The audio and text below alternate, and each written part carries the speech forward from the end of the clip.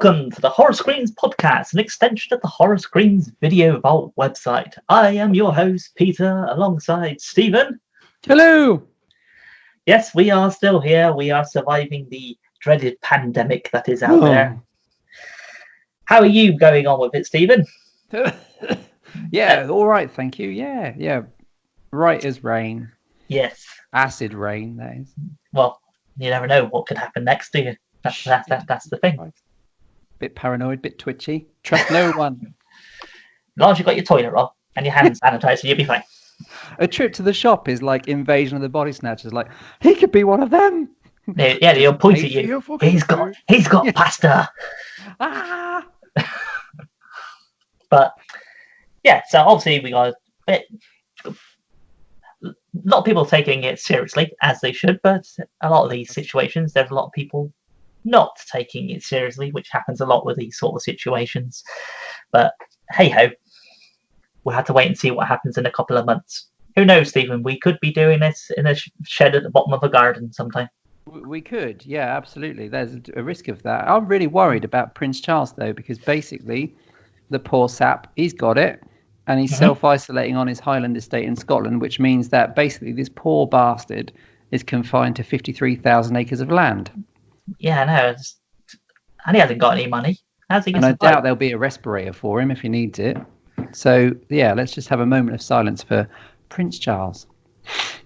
So this episode, we're going to be talking about... we're going to talk about the stuff, Stephen. That's our retro rewind, which was 1985, I want to say. That's low in calories, good taste, and it doesn't even spot. Yeah, great taste for today. Tastes great every way. You can't get enough. Oh, the stuff. One lick is never enough. Enough is never enough, Stephen. It's never enough. No. I'm eating the stuff right now.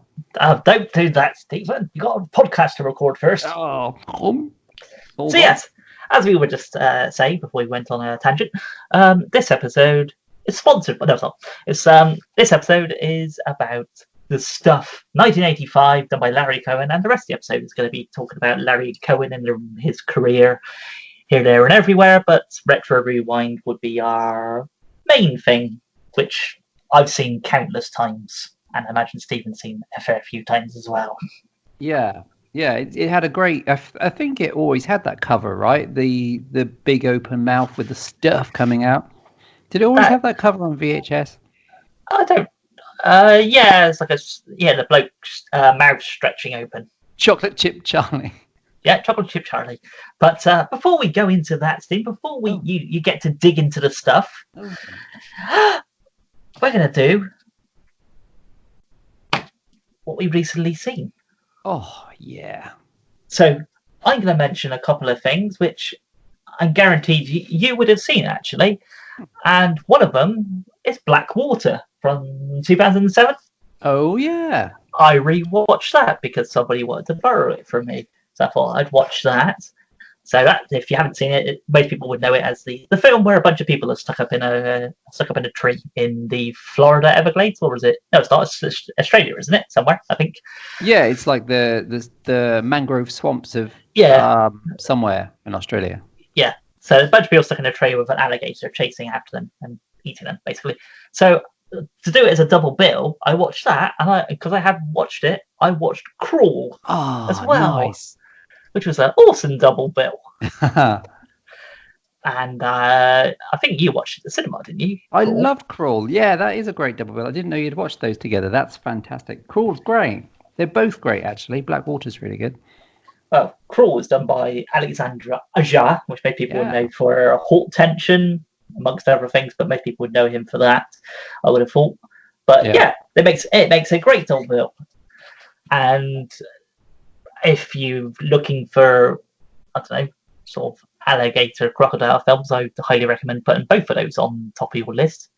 Don't confuse Blackwater with the other film that's called Blackwater, which has Jean-Claude Van Damme in it, and I believe Dolph Lundgren, which is an action thriller movie from about 2018. So good God.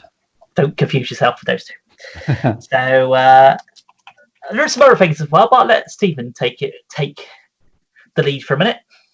Oh, sure. Yeah. Recently seen, well, before they closed the cinemas due to some chicanery happening, I watched The Invisible Man, which is the new version from Universal Studios.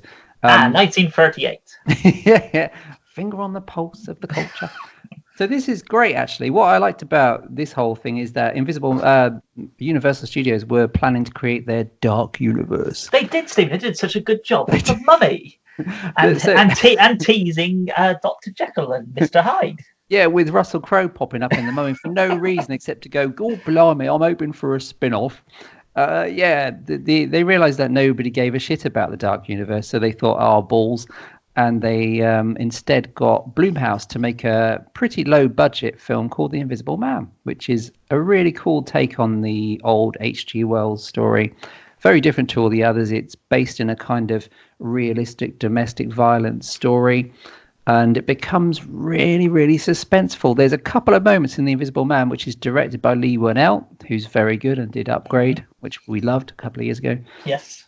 Created Saw and Insidious. So the man's actually a really likable guy when you watch him in interviews and hear him on the commentary. He's totally unpretentious, almost kind of astonished that he's become extremely wealthy from creating these things that started out on a low budget level. And it's a really good version. It's got a couple of really great shock scenes. The special effects are really minimal, but really well done. And it has Elizabeth Banks in a great performance as the abused wife whose husband seems to be dead, but he still comes back in invisible form for reasons that become clear later on. Invisible Man was awesome and was doing very well, and then the cinemas closed and nobody could watch it. It literally became invisible. It became invisible, yes. Although it is on demand. You can pay $15.99 to watch it at home on Amazon. All right.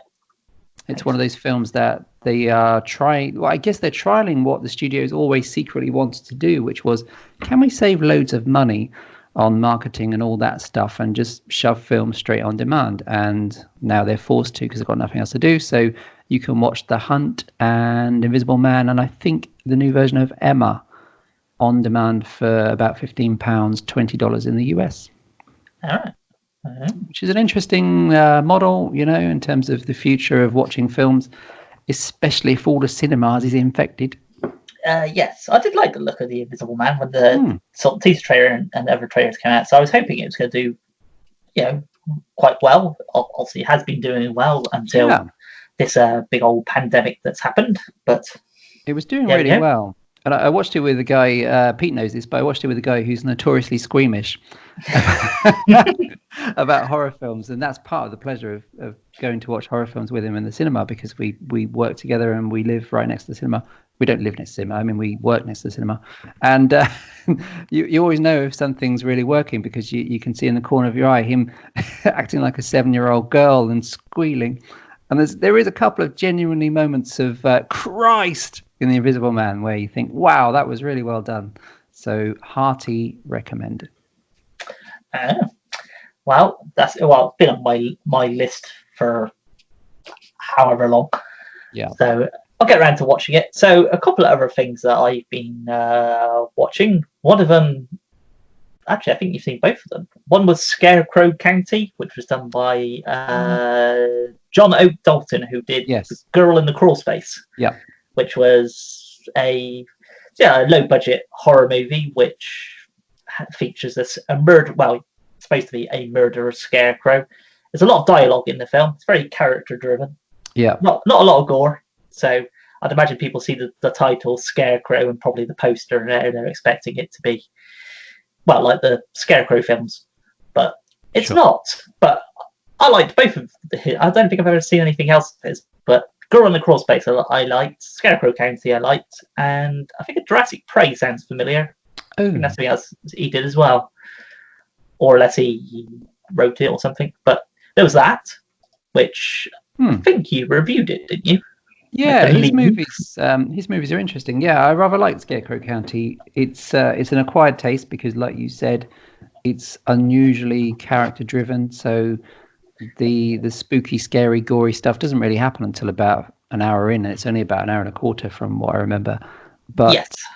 The guy is interesting. The writer's director, he does write films that at least attempt to develop sympathetic, realistic characters, and I quite like that approach because he does it rather well. That's what I liked about both the films is they're actual characters that you could, maybe like there's a girl in the small town girl who works as a librarian, who comes across a lost diary of a teenager who killed himself, and then it exposes the secrets of this town that's slowly falling apart because obviously jobs are going elsewhere.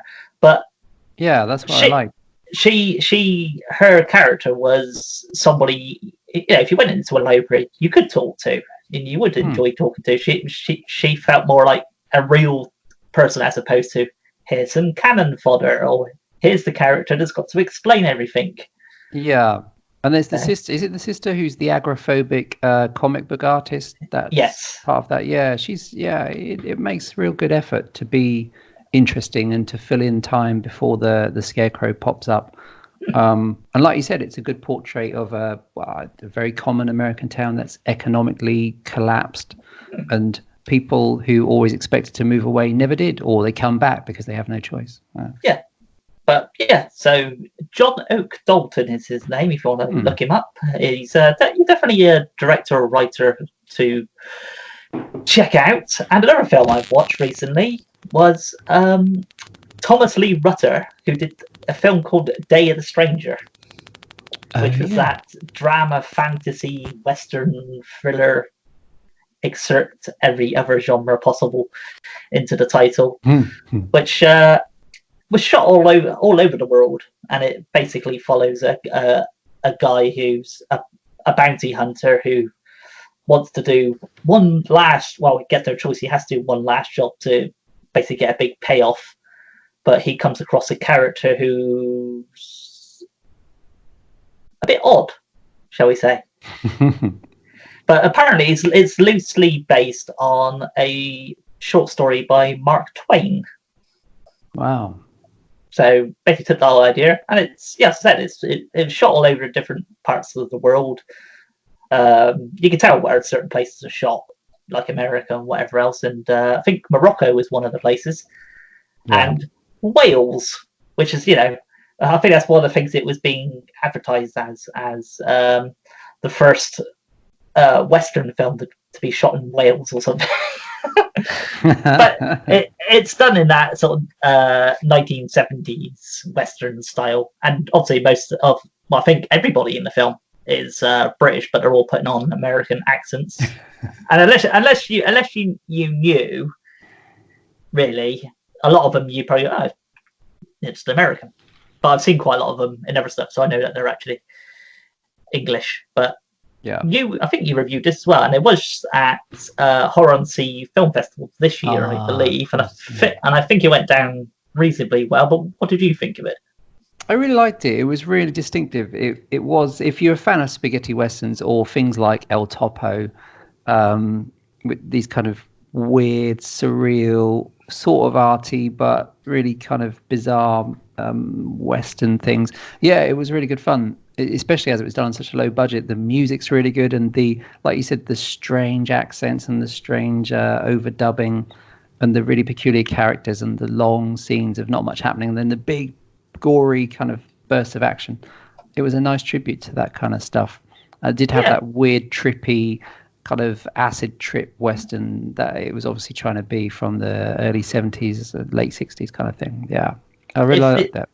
If the name sounds familiar to some people, the director did Feast for the Beast, which was about 2008, was it? Somewhere around there, like 2010. Yeah. That's the one with Caroline Munro, right? Yes, it seems like such a long time ago now. Yeah, but there we go. And that's other than our main talking points shortly and other stuff. That's my what I've been watching recently. So what else have you been watching, Stephen? Oh, well, I was watching The Hunt, which again, actually, The Hunt was the last film I saw before the cinemas all shut down around here. And The Hunt is this movie which has arrived with a big poster saying, "Whoa, for the movie that they didn't want you to watch." because it was delayed. The movie they didn't want you to watch so much so they let out a pandemic and shut the cinemas. So they did. So no one can watch it now. A terrible now, marketing how do you like plan. them apples? Yeah, exactly. That's it. These days there's so many things out that no single movie tends to create much controversy anymore, and this really didn't. But it was a movie that, because of its subject matter, there was some rumblings, and I think Donald Trump, who hadn't seen it because it hadn't come out, muttered something about it being irresponsible. So eventually they delayed it. And I think something happened. Probably one of America's daily shootings happened, and delayed it, and they released it in March with the thing of, original release date crossed out, September 2019. It's quite fun. It's this kind of Saw-ish like scenario of 12 people waking up in a strange location, no idea of how they got there or what the purpose is of them being captured, and they're being hunted. But what it really is a kind of political satire stroke horror movie with loads of gore. Like, there's a couple of gore blimey moments that you don't quite expect in a mainstream film. But the cool thing about it, I suppose, is it kind of captures the divide in America really well, because it portrays the Hillary Clinton supporters and the Trump supporters as both ridiculous grotesques. So apart from one character, which is the lead character, they're all a bunch of idiots. They're all broadly played. You're like, oh, it's real caricatures, but it does it really well. It's written by the guys behind Lost, like I think it's Damon Lindelof. Does that mean the movie's going to go on and on and on for ages, and then at the very end they go, oh, it was what I said was going to happen? They're in purgatory. Yes, it's 40 hours long, and it feels 80 hours long. So it's good fun. It's not spoiling it, actually, because her name's all over the movie, but you don't see her. You don't actually physically see her until near the end. But Hilary Swank is like this CEO of a company, and the main twist about her role in all of this is actually a really clever joke, as is the leading character, who you think is just some kind of brain dead redneck Trump supporter, but actually, turns out to be far from it.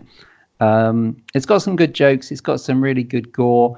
And it also has a fantastic fight scene, which is basically a reworking of the Great Kitchen scene in Kill Bill Volume 1. All right, yeah.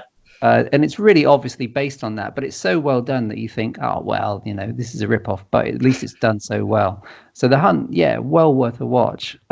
It was around in cinemas, but now it's going to be available on demand, and I'm sure the price will come down the longer it's out, so you can still watch it quite easily. Well, depending on, I don't know what it's been like for you, but for me, it's been a case of, if you're trying to watch stuff online, of course, everybody's now in the UK, and imagine a lot of places around the world, a lot of people are working from home, etc. So it's putting more stress on the internet provider services and mobile phone service. So when you start watching something, you sort of get to a bit where it's like, oh, bit of tension, and then of course it buffers for like 5 minutes. You're like, oh, that ruined that bit there. It's 1999 again. And apparently, I don't know if you've seen this in the news today, Netflix went down all across the world.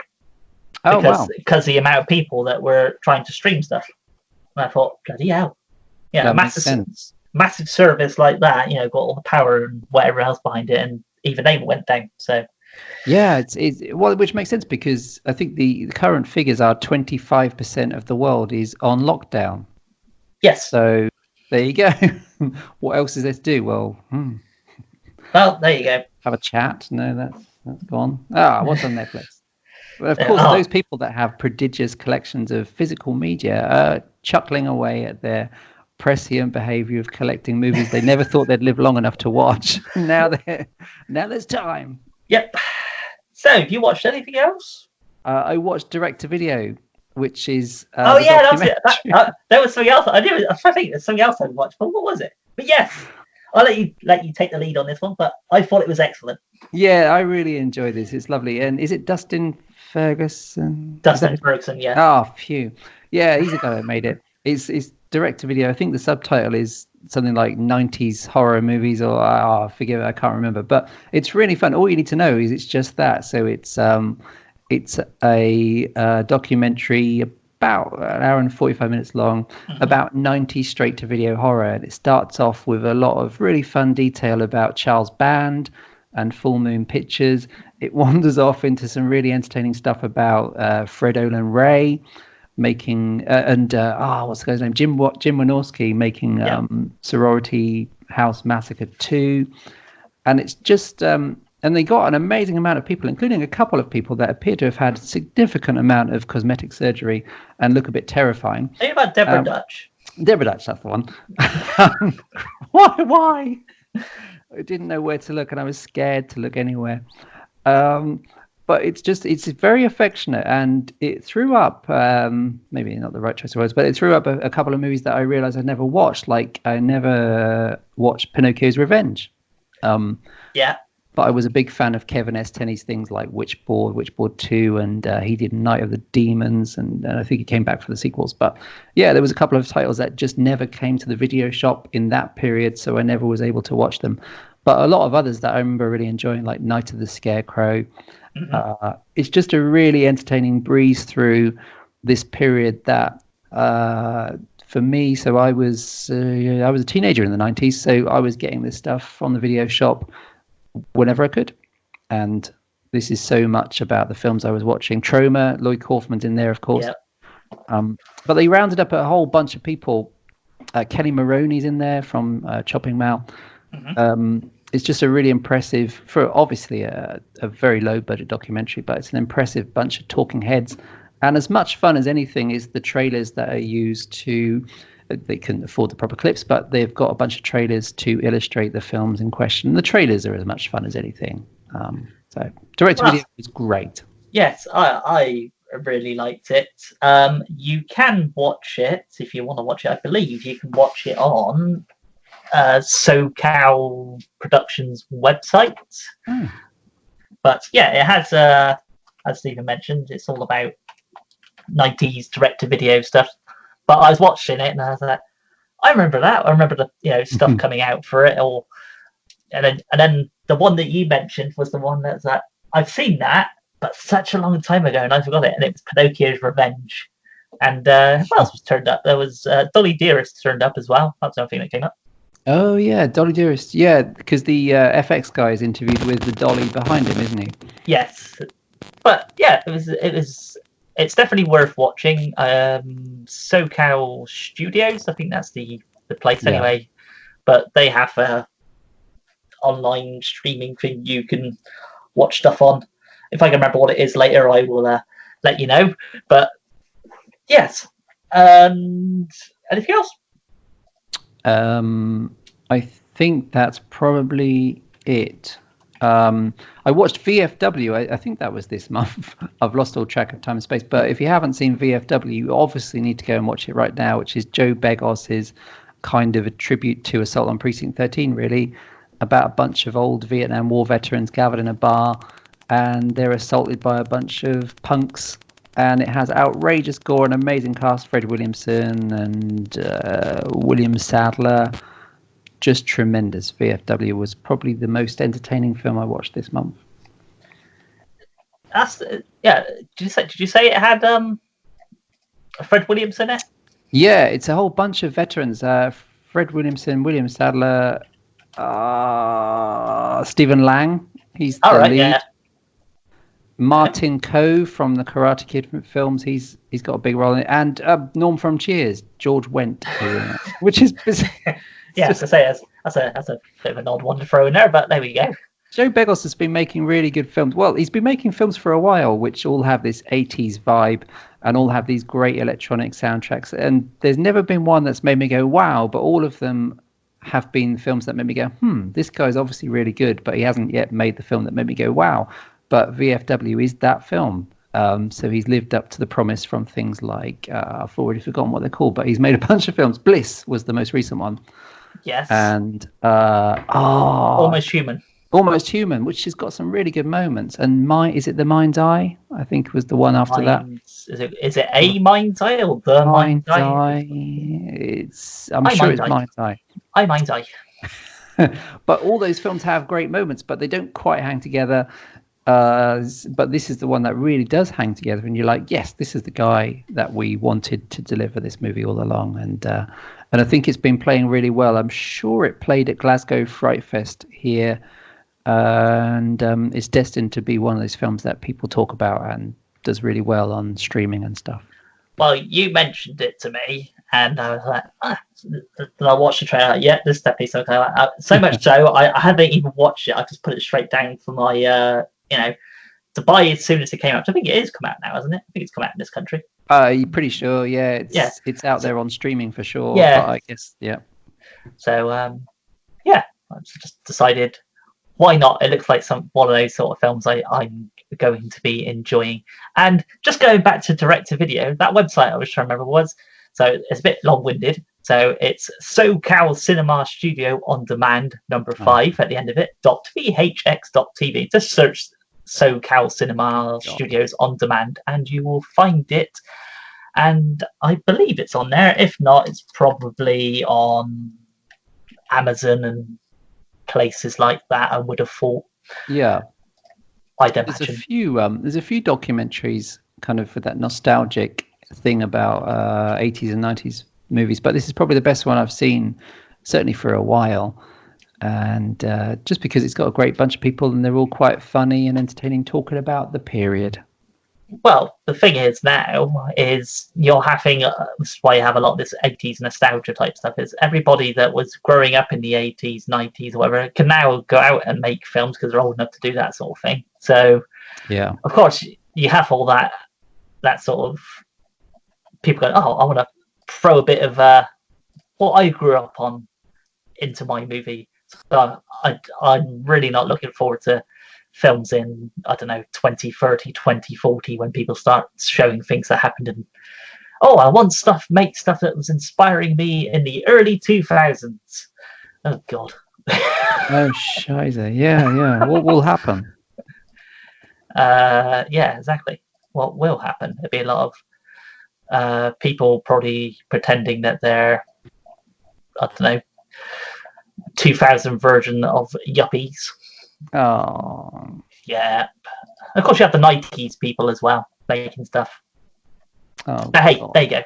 But yeah, in regards to direct video, I think it's out there anyway somewhere. If not, it probably will come out. But put it on your list if you want to watch it. And like, I know all these films that actually we mentioned, I would say give them a watch. Who knows? We might turn you on to something different. So, Stephen. Yes.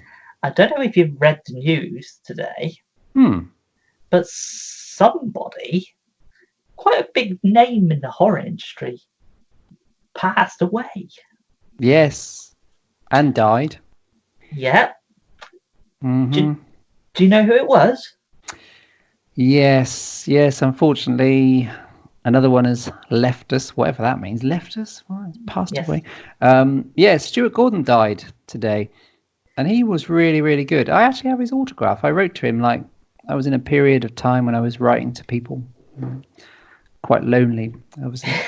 And usually, you'd wait ages and nobody would write back, or you'd get the occasional signed photo that you think, this was probably just your wife signed this.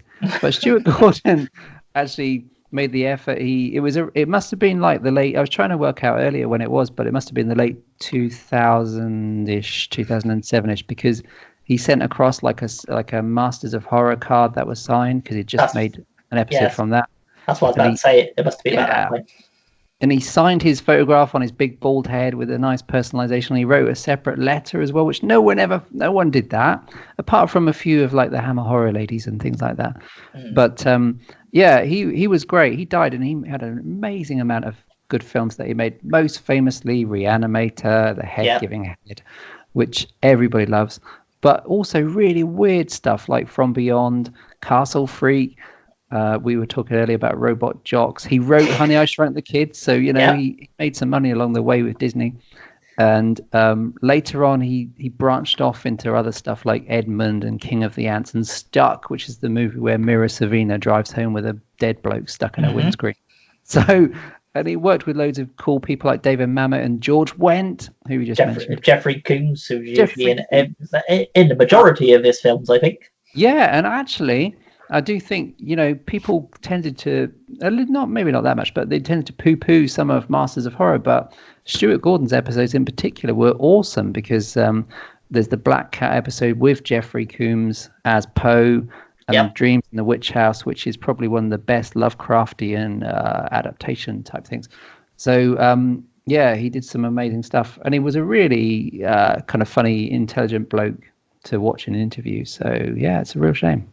Yes, so he's now passed, and there isn't really many left of what I would consider, I don't know, our generation of horror directors growing up on. So in your teenage age, you had obviously Stuart Gordon and people like that. What's there? Brian Usna, he's still around, I believe. He's good, yeah. He's Cronenberg's still around. Yeah. In this time of pandemic, can I just check? Has anyone checked on John Carpenter? Oh, he's probably fine. Oh, he always stays in anyway. He's a shut-in. He's going to be like, what's the guy in Rolling Stones that's always... Keith Richards. Yeah, he's going to be like him.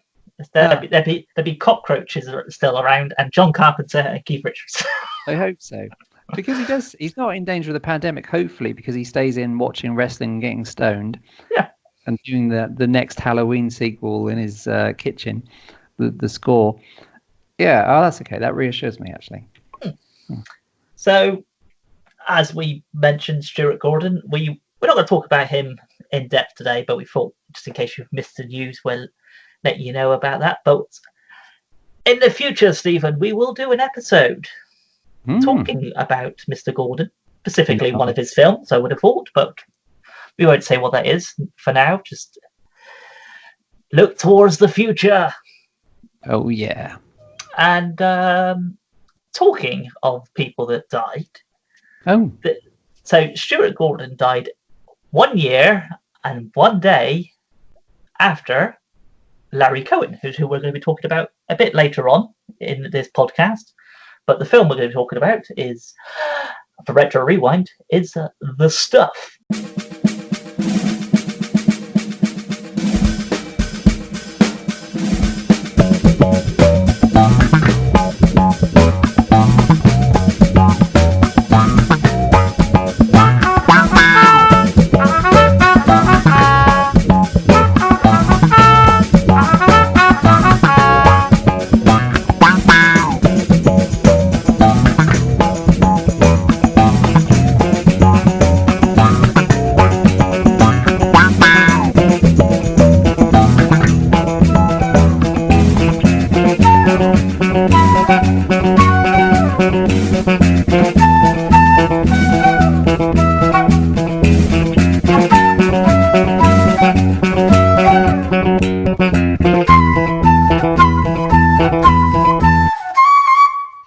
One lick is never enough of The Stuff.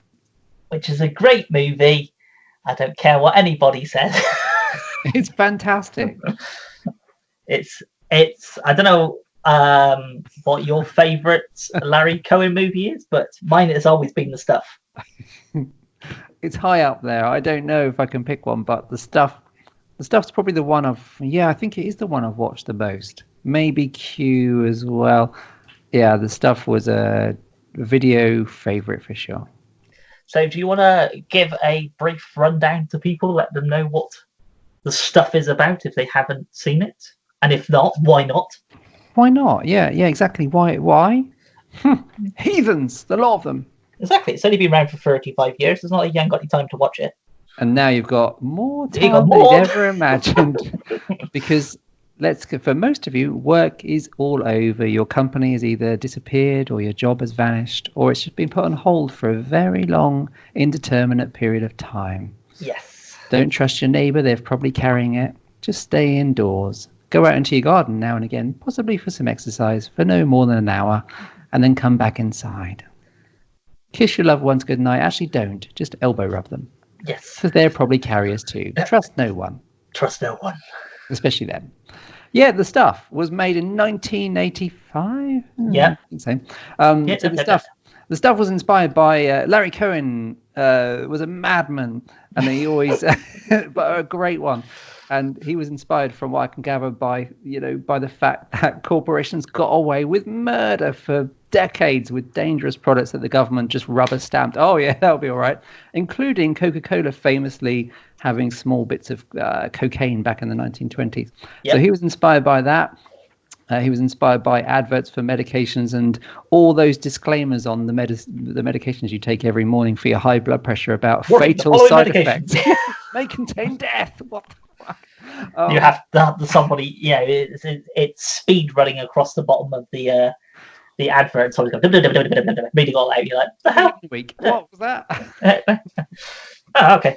It's brilliant. Well, it's been FDA stamped, so it must be true.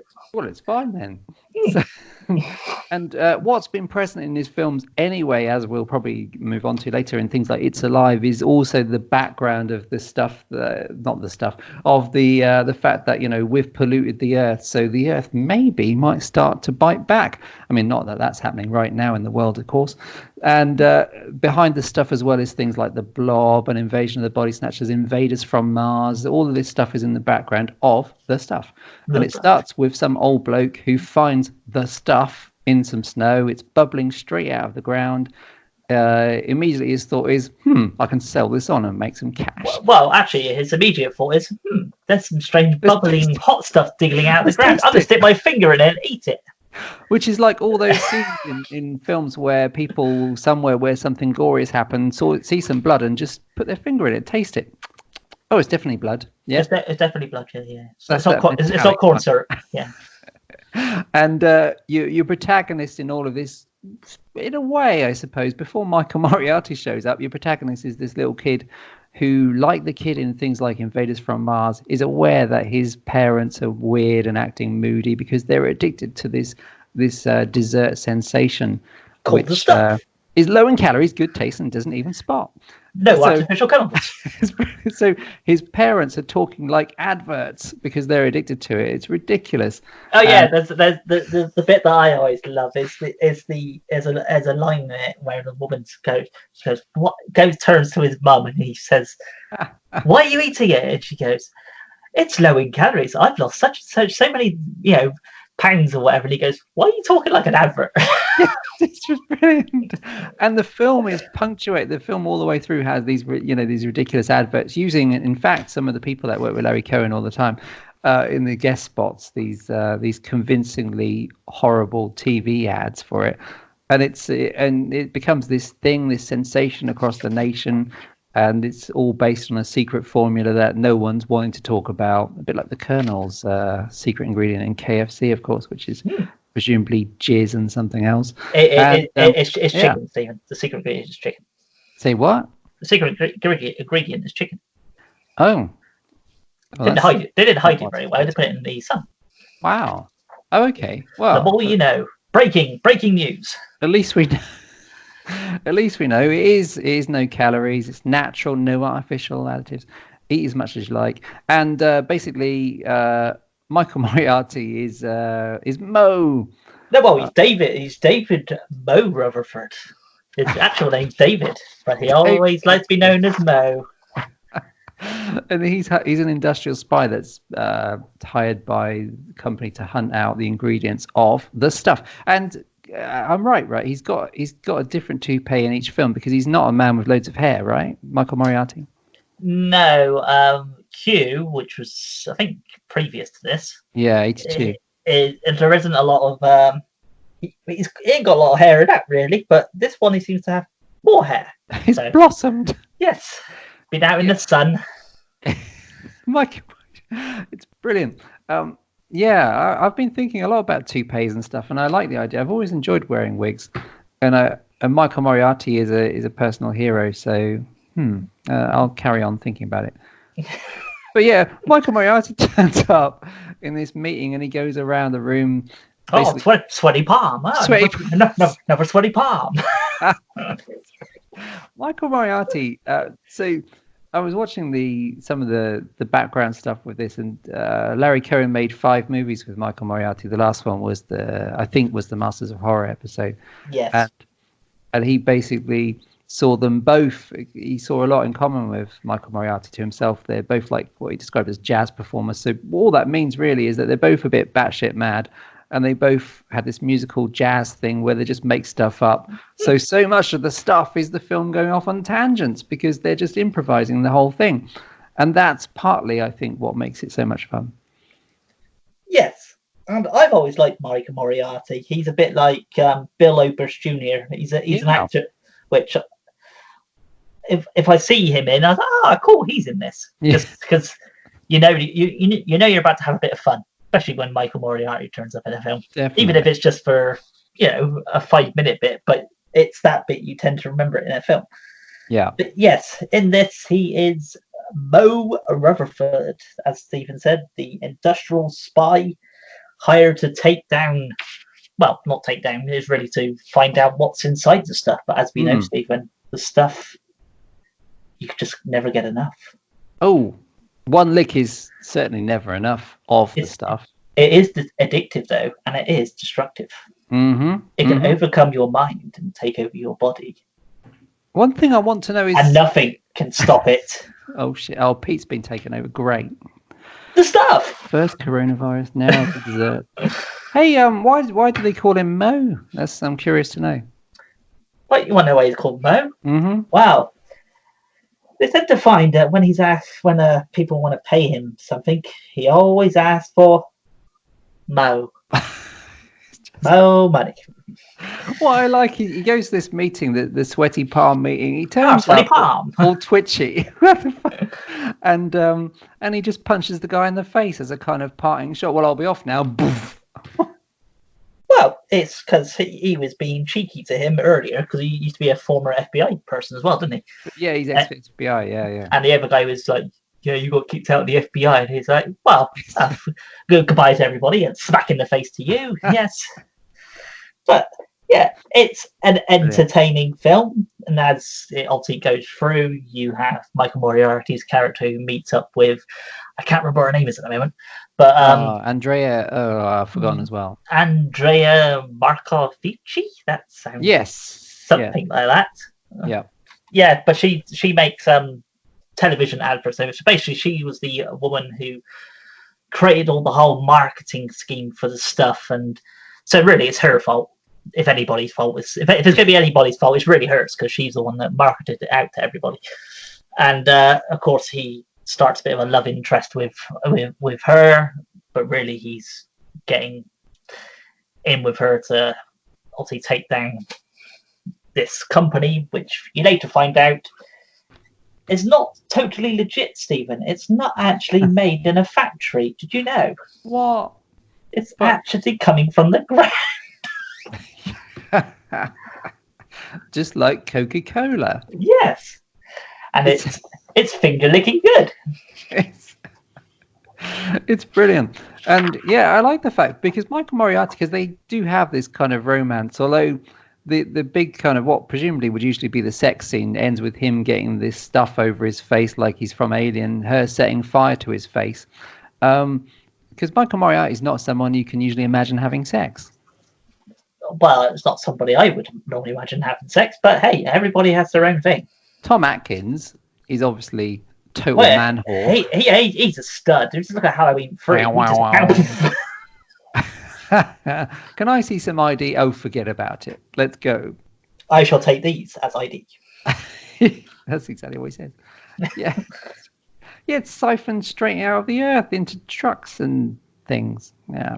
Yeah, and there's a whole factory that's devoted to obviously packing it up, shipping it everywhere. Presumably, it's actually being shipped all around the world because you don't actually get told that, do you? It's just obviously based in America, so I'm presuming it's gone worldwide. Yeah, and there is the sense of that. It's a phenomena. So it's as Stephen said, it's blob-ish. It's basically that kind of thing. And I think must have watched the same thing that you watched because I think Kim Newman's in it, and he says this came out around about the same time as a couple of years later, the Blob remake. Oh, of course, And when he mentioned it, I was like, actually, he has a point there. I remember more about the stuff than I do about the Blob remake. Yeah, the Blob remake is really good, but it's quite straightforward, isn't it? It's just whereas the stuff is more, well, it's literally them making it up as they go along and that's how it feels, and that's how the documentary suggests it was to some extent. This is a bit more a bunch of people got together and behaved a bit badly and got away with it. And the Blob remake is the big studio thing where it's like, but it's also informed by the kind of Dawn of the Dead style satire stuff on consumerism, which is obviously main focus is about consumerism, because this would have been 80s. So what you'd have, obviously Coca-Cola and Pepsi war then, wouldn't you? That was the main sort of thing back then. So you'd have that, and of course television adverts would start kicking, MTV and all that type of thing, trying to focusing more advertisement on the kids or whatever. So this is basically that taken to the next extreme. It is. What can you sell to somebody if you have a fancy jingle and a fancy advert? What can you sell to people? Well, there is that scene, isn't there, where the kid, the only kid that knows exactly what the stuff is and what it's capable of, he sabotages the display at the supermarket, which he goes absolutely batshit mental. He goes mental. And the kids are all scrambling because he knocks it over, and the other kids are all scrambling to just literally lick it up from the floor, the dirty bastards. And it's no coincidence that when they blow the Stuff restaurant up at the end, it's right next to a McDonald's. Larry Cohen was not. It was totally brazen about who his targets were, and rightly so. And they find Chocolate Chip Charlie, and he said, "Oh, sure as hell I ain't the Kentucky Colonel." So the whole thing is a massive takedown of the stuff that Larry Cohen found awful, and probably rightfully so in a lot of people's eyes. Yeah, absolutely. Yeah, but it's not a straight, as Stephen said, it's not a straight horror sci-fi. It has comedy elements in it. I'd imagine if you took out the comedy elements, I don't know if the film would work as well. Yeah, and that was covered, isn't it, in either the commentary or the documentary, which was that he was given freedom to make the film he wanted to, but the studio clearly expected a more traditional Blob sort of horror film. We want a monster movie. And then when he turned up with it, it was obviously more of a comedy, and they felt it wasn't horrific enough, but it was too late because he'd already made it. So they expected some kind of serious-ish horror film, but actually there's not a lot of true horror in it, apart from the cool effects of people's faces being stoned. The special effects in this are great. They're really fun. Obviously, in compared to a lot of people would probably watch it now, you have like the blue screen type stuff, and you're kind of, are they standing in front of a blue screen kind of stuff? But other than that, I would say the special effects in this are actually better than a lot of films you tend to see now, as in the practical effects. Oh, for sure. Yeah, and there's some great stuff in it. I personally wouldn't want, if they said, "Oh, we're going to remake the Stuff" or something like that, I'd think, well, you know how they're going to remake it. You know, it's definitely going to be CGI. I don't know if I want that. I'd want it to be, if they was to ever do a remake, which I can't see happening, but if they did, I'd want it to be practical effects. Yeah. And did you? Absolutely. Would you have ever?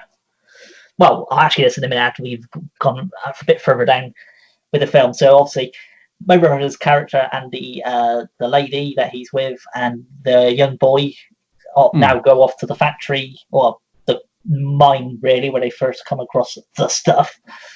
And to blow up the factory, don't they? They blow up the factory. They blow up all where it's all coming out, because it's a bit like the Blob in terms of it's afraid of not afraid, but it can be put down with something. In this case, for the stuff, it appears to be fire. Is the thing that can make it go away, which is kind of funny considering the stuff's coming out of the ground where the center of the earth is very, very hot. But there we go. So there's that, and of course they do what they have to do to take down the industry by coming together with this. I'm guessing he must have been a ex-colonel of some sort.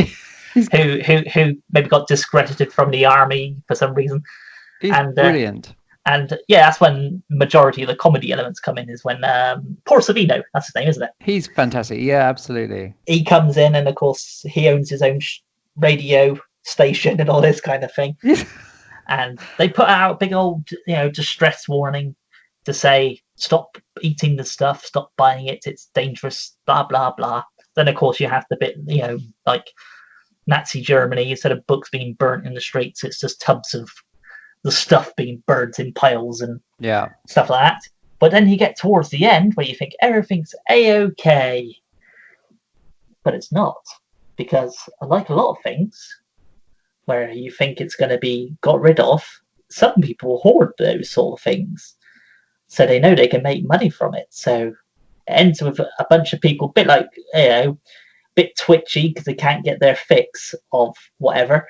But in this case, it's people that can't get their fix of the stuff, so they're buying it on the the black market out on the streets, probably paying X amount of money for their fix of the stuff, which a company, which is happens all the time. So instead of it just being called the stuff, their original plan was to resell it as something else called the taste. Oh, the taste. That's very different. Yes, exactly the same font and everything on the packaging, but it's just called the taste. But yeah, I've always liked this film. It's always been one of my personal favourites of Larry Cohen's. Yeah. And any of these as a blob-esque type movies, I suppose. Yeah, absolutely. It's got so much. There's so much packed into it, however long it is. It's very short, but an hour and a half. There's so much an hour and a half packed into it, isn't it? And I think, as we'll probably talk about in a minute, but Larry Cohen's stuff was packed full of things, and even the cast is great. You mentioned Paul Savino. I mean, Danny Aiello is in there as well. He's part of the team that tested and approved the stuff. He turns up with it. He feeds the stuff to his dog, and the dog is one of the great special effects in the film, where the dog goes completely mental. This mad puppet dog. Yes. I've already forgotten the guy that plays. I've forgotten the name of the guy that plays. Oh, is it Garrett Morris? Plays Chocolate Chip Charlie. Yes. His hands are registered as lethal weapons. He lost his company because of the stuff. They stole his whole company away, and he's great. And he has that famous moment where his mouth opens to a massive degree and the stuff erupts out of it, which is still a really fun practical effect, which, as Pete said, would never work as a CGI effect because it would date after about 3 months and look like garbage. James Dixon is the guy that works at the post office. James Dixon is in all 3 It's Alive films, and it was always part of Larry Cohen's kind of repertory crew of people that he always relied on to cast in his movies. And Paul Savino is totally mad in the Apocalypse Now type stuff, where he's this mad colonel in the castle who rants about commies and says, "Oh, we never lost a war. Oh, hang on, what about Vietnam? Stop with your liberal remarks." So, he's great. We didn't lose that war. We lost that war at home. Yeah, that's it. That's the line. So Larry Cohen, Patrick Neal's in there as well. He's like the distributor guy. Yes. But Larry Cohen was always able to, because he was such a charismatic, confident figure, he was always able to round up a bunch of quite prominent character actors to be in his films, and they obviously enjoyed getting the attention and getting the roles in this stuff. The final bit, or the kind of key bit where they do the warning about, if the stuff is in your house, do not eat it. The warning broadcast is very much in the tradition of things like The Thing from Another World, the Keep Watching the Skies. So the movie is very 80s in its look, in its special effects, and in its consumerist message, but it's also based around that 50s paranoia of there's something out there coming from the earth or coming from the skies that will get you in the end, whether it's communists or the blob. It's a nice combination, I think, of 2 very different eras of horror films and sci-fi films, and that's why it's so much fun. So here's the question I was going to put towards you. So I mentioned I wouldn't want to see a remake.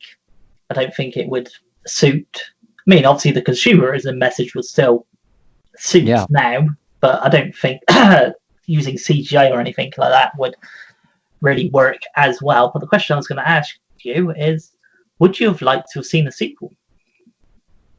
Actually, yes, I think, because if it's based around how good the It's Alive sequels are, and actually how good Maniac Cop 2 is, which he wrote, didn't direct, but he wrote it.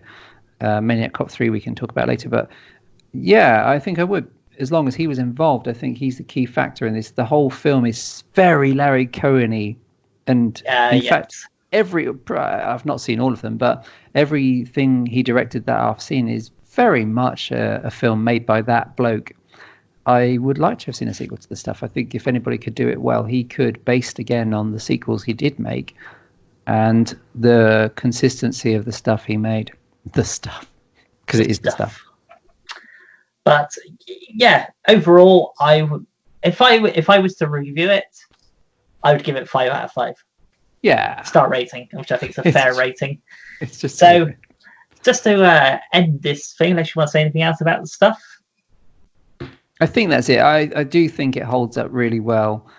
There's not that many films being made now that are so distinctive, and so where you can watch it and go, yeah, this is a film totally made by Larry Cohen. It's not made by a committee or by a studio. He came along, he got the funding. They probably wanted something very different, but he thought, fuck it, and he did it anyway. He did it his way. He got away with it for about 40 years. And watching it now, it's probably even better than it ever was, because probably when I watched it in the 80s, I just enjoyed the dog and everything else. But now I watch it and I go, yeah, this is even more relevant now that we're all consumerist slaves to this rubbish. So I watched it on the Arrow Blu-ray that came out 5 years ago, maybe later than that.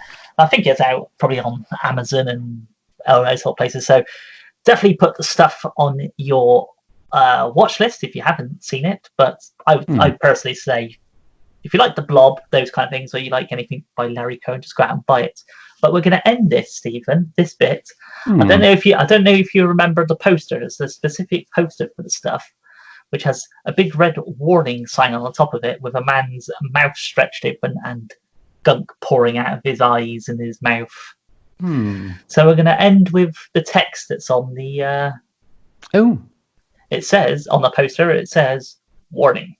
If you see the stuff in stores, call the police. If you have it in your home, don't touch it. Get out. The stuff is a product of nature, a deadly living organism.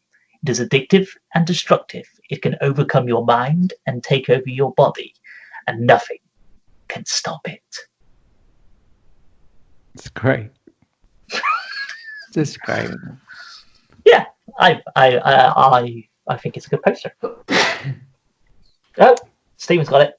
Yep, that's it. I'm all over. Yeah, it's great, and it's very much of that period of the old 80s VHS things. And it was also, because it wasn't massively nasty, it was something that would turn up on TV quite a bit as well. That's where I first saw it. It was maybe on BBC One, maybe. Yeah. Remember watching it. And, this is the time when you'd be watching stuff and you'd be like watching, I don't know, 1950s B movies on BBC Two where it had a double bill or something. Yeah. And then, of course, you're like, oh, this is on late night, 9 o'clock. You watch it. Yeah, it's one of those. And a few of his were like that. A few of his did the rounds on TV, so they were quite accessible. And so they should be. Oh, yeah.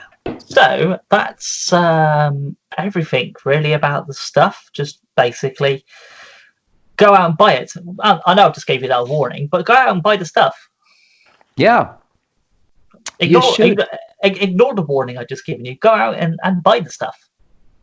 And actually, when you watch it, you realise, or at least I realised that, I'd be one of those people buying the stuff. It looks really tasty. No calories, doesn't spot. Yeah. I don't know if I would be. I think I'd be more, not too sure on this. I'd be like looking at it going, it doesn't actually say what's in it. I think I'll wait for a bit. Oh, man. And then I'll be like that kid. And Michael Moriarty. It's coming up to you and going, hey, Steve, you've got sweaty palms. He's brilliant. He's truly great. And as far as I know, I've forgotten what show he was in. Some big American show where he either got an Emmy Law award and or Order, wasn't it? Maybe, yeah, probably. I can't remember, but he was in something where I remember finding out that he had got a lot of attention for it. I was like, yes, that's the star of the stuff, that he's actually being respected at last. Michael Moriarty. He's a really good actor. And I guess these films where Larry Cohen called him up and said, are you free on Friday to blah, blah, blah, was great fun for him because he got a chance to just do his own thing. And there's nobody quite like him in 80s horror, for sure. No. So I suppose odds have look. Yeah, it's Law and Order. He was in. Yes. Just thought a better check, and he's still around. So yeah, it still looks the same. Ish. He's one of those people. Yeah. So I guess then, Stephen, as we just spoken about the stuff, and we've name dropped Larry Cohen just a couple of times. I suppose we might as well talk the rest of Larry Cohen.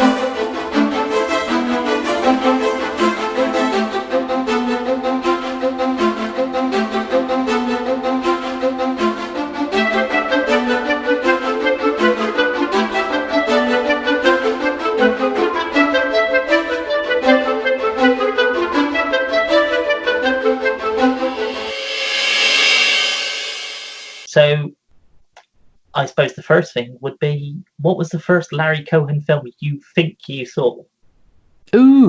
I think, in fact, I'm pretty sure it was probably Q the Winged Serpent. The Winged Serpent. Yeah, because I'm pretty sure this was on BBC. I know it was on Moviedrome, presented by Alex Cox, which was this Sunday night, I think it was Sunday night.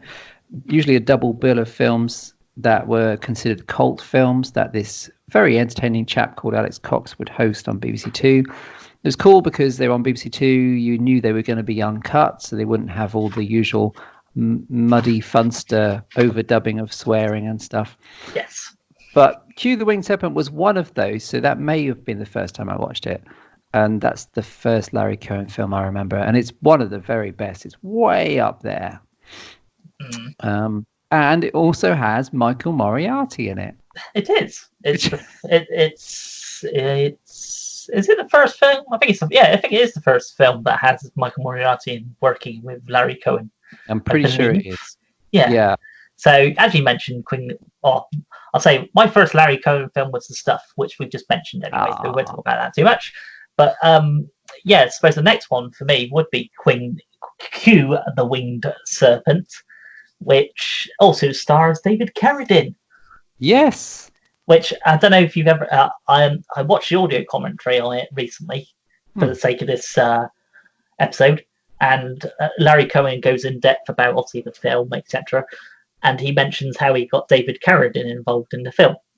And the story goes that he bumped into him at some festival somewhere, and he's like, okay, well, if I get space in one of my films sometime, I'll give you a call. And he wrote the film, started filming it with Michael Moriarty doing the song in the bar where David Carradine first bumps into him, and that was the first scene that David Carradine had done in the film.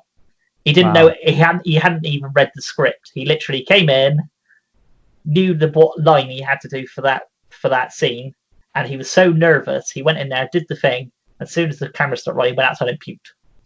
Wow! It's like, that's David Carradine. It'd be like hearing Chuck Norris's, just hurt his hand, hurt his hand in a plaster. The old softie. Yeah. Oh, that's great, and he's really good in it, and it's such a great. It's a great New York film. Oh yeah. Q is, and there's, as you said, there's loads of great stories about how it came to be. But one was the fact that Larry Cohen had got fired from a big studio thing called I, the Jury. Yes. And so, and this becomes a big part of the plot of Special Effects, which is a film he made after Q. But he shot Q, the Winged Serpent, in 18 days, and he shot it kind of guerrilla style on the streets of New York with no permits or anything like that. And Phone Booth is quite interesting. Many years later, not directed by Larry Cohen, but Phone Booth was kind of shot again on the streets of the city with questionable permissions to do so. But yeah, Q is fantastic. David Carradine's great. He's the detective in the story. Moriarty is hilarious as the kind of ex-con. He's a very jittery ex-con who's trying to make things that's better for himself and his partner, but of course, who wants to hire an ex-con? So of course he ends up obviously slipping back up and going into questionable work. That's right, yeah, and it's very Moriarty Cohen-y character because he's like a nervous eater. He's scared of everything. He's got a big grin on his face for most of the film for no real reason. Shit's going like in the stuff. All this bad stuff's going down around him, but he's just making rubbish jokes. And just that you mentioned rubbish jokes. One that popped in my head from the stuff is when they steal the truck with the stuff in it. And the hose is leaking out on the back of the lorry when it gets pulled over by the police officer. And the police officer pulls Moriarty over and he goes, "What seems to be the problem, officer?" And he says, "Your hose is dangling out." And he says something on the lines of, "Are you going to do me for indecent exposure?" I just thought it was funny. So. It's great in his delivery. Yeah, he's fair, and he's a hero of Q in a ridiculous way because he's a bit of an idiot, and he's a failed kind of singer, pianist, but he becomes the most important person in New York City because he knows where the Winged Serpent is hidden in the Chrysler Building. He's asking for $1 million from the mayor, and he's ranting about he demands to see Rupert Murdoch. Yeah. And it's just great. It's all structured around his kind of slightly manic performance, while there's all these detectives and cops on the crime scenes making bad jokes about maybe her head just fell off, it got loose, while the serpent is biting the heads off window cleaners and sunbathers and stuff. So I think it's one of the great New York horror films. It's like the stuff. It feels like it was mostly made up as they went along, but that's part of its charm. Well, on the audio commentary, Larry Cohen goes in a bit more depth about it, and he says, thing with the jury, he got fired from that, and I think it's called the Mayfair Hotel. That's the one that all the cast and crew was in for that show. So he got fired. Obviously, he has to leave the hotel, which the whole production company was renting for the sake of it, and he got fired, got kicked out of the job, and obviously went out. And then a couple of days later, he came back in, obviously a brand new script, which is Q the Winged Serpent, and he comes in with a whole production crew and David Carradine, and he's like, and he bumps into one of the people that was on the jury film. Why are you here? And I've got a film. And I thought, yeah, that would be one of them. Yeah, F you. You got rid of me. I'm going to do things my way now. But he goes in depth about the film. Is basically, he describes it as it's a monster movie in that sort of Godzilla-esque kind of monster movie type thing. but it's also to do with, like, as in Michael Moriarty's character, is that whole aspect of people want something for nothing. So it's that whole, in the aspect of that time period, and probably a lot more now, is people suing people just for the sake of it, in the chance of, oh, I'll get something out of it. Oh, I'll give you this bit of information, which in Michael Moriarty's character cases, I'll tell you the location of this giant bird type thing that's killing people, but I won't do it unless you give me a good £1,000,000 and I get a pardon and all this kind of stuff. So yeah, so he has a lot of messages in a lot of his films, massively. Yeah, but yeah. So Q the Winged Serpent, I quite enjoy. it's great. It has some great, which was petering out in the 80s, but it has some great stop motion animation as well. Yes, well, it has stop motion animation, and it has some practical effects in it as well. Because there's the I don't know if you recall, there's a giant claw that comes down, picks up a guy in the swimming pool on top of the building. Yeah, they built a giant claw specifically for that scene, and I think Richard Roundtree's character gets taken away as well. Yes. Oh, Richard Roundtree. Yeah, of course. Yeah. Yeah. Shaft, as most people would know him. It's brilliant, and and of course, although I've not seen his Larry Cohen's blaxploitation films, but his earlier stuff and later on original gangsters was Larry Cohen's dabbling with blaxploitation. Yeah. So you would be referring to Godfather of Harlem. Yeah, and what's the Bone? Is it Bone? What was the? I wanted to say Black Caesar, but that doesn't sound right. Black Caesar. That sounds, maybe it's an alternate title. I know Bone was one title for one of those pre-It's Alive blaxploitation films he did. But yes, so he did do a couple. So yeah, I think one of them was called Godfather of Harlem. Yeah, I'm pretty sure. Vaguely familiar, but yes, but. Surprisingly, he's one of them directors that obviously did a lot of writing and all this kind of thing. But if you looked at his filmography and seen how many films he's directed, you're like, oh, he didn't direct as many films as I thought he did. Yeah. And obviously, he has a mixture of things in his career, from sci-fi, horror, our kind of things, and more sort of thriller type stuff, so Phone Booth and things like that, and a few TV movies, sequels. There's a few sequels in his filmography, most notably the It's Alive sequels, which we shall talk about now, Stephen. Actually, we're talking about It's Alive. It's Alive. Yeah, those are great movies. There's 3 of them, in fact. And yes, It's Alive is interesting because it came out in the 1974, I think. Yes, and it has a very Rosemary's Baby type poster with this pram where this clawish hand is poking out, and so you expect a film that's just going to be this sort of crazy horror film about a killer baby, and actually you don't. I mean, presumably because of issues of how to stage it and special effects and limited money, that you hardly ever see the killer baby in It's Alive. You see like baby point of view shots, which are good fun, and you see a couple of glimpses of kind of gnashing teeth and things like that.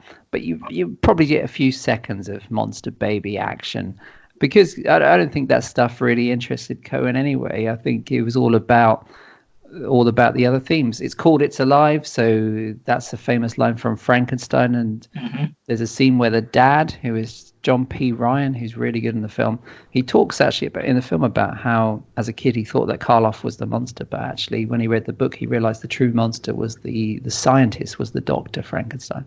But packed into the film, the first It's Alive, but also the sequels, is loads of other stuff, loads of other themes. Like there's a scene before the massive baby is born with a gigantic head and weighing about 11 pounds.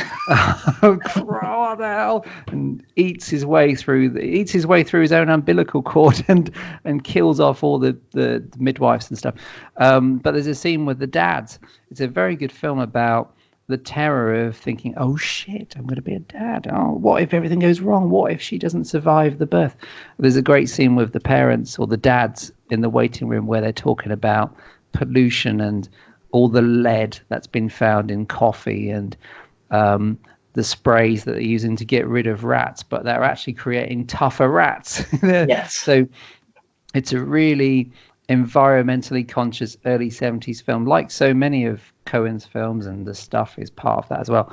But it's very much a film of its time, where these dads, before the monster baby is born, are talking about the real themes of the movie. And in the first It's Alive, and it kind of follows through in the sequels, but this awful thing happens where this nice, actually quite likable couple give birth to a awful monster baby, but they're hounded by the media, and the mum is made to feel awful because they discover that she just made a simple inquiry about abortion 1 month into pregnancy, and she was taking birth control pills before she became pregnant. So there's all this concentration on the other stuff, not just the fact that she's given birth to a chewy, chompy monster. There's a lot of other stuff happening underneath It's Alive, with the occasional break for milkman being savaged and the things you expect from the poster. Yeah. You still get that stuff, but you realize that there's a really smart guy that's making this monster baby movie.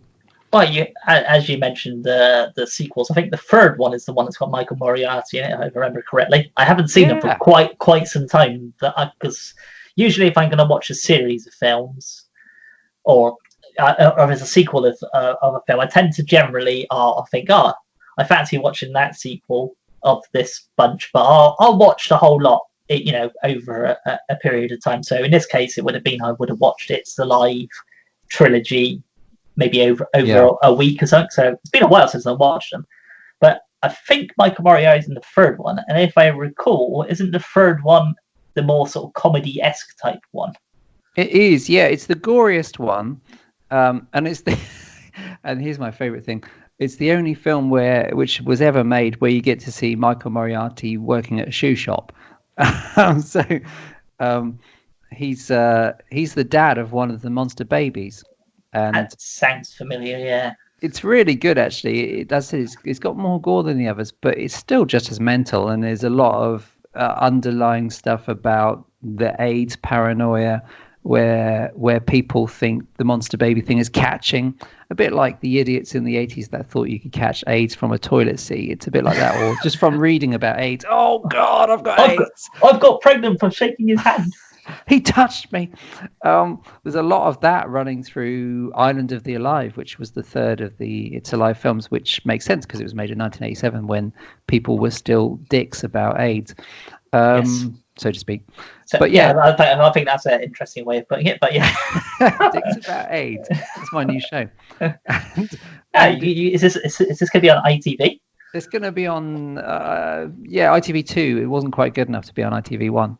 Well, hopefully you get the a good viewership and good sponsorship deal. You never know. Oh, I'm really. I wish you the best of luck. Yeah. Oh, thanks for that. So I guess it's the last time you're going to be on this podcast. The money starts drifting through. Yeah.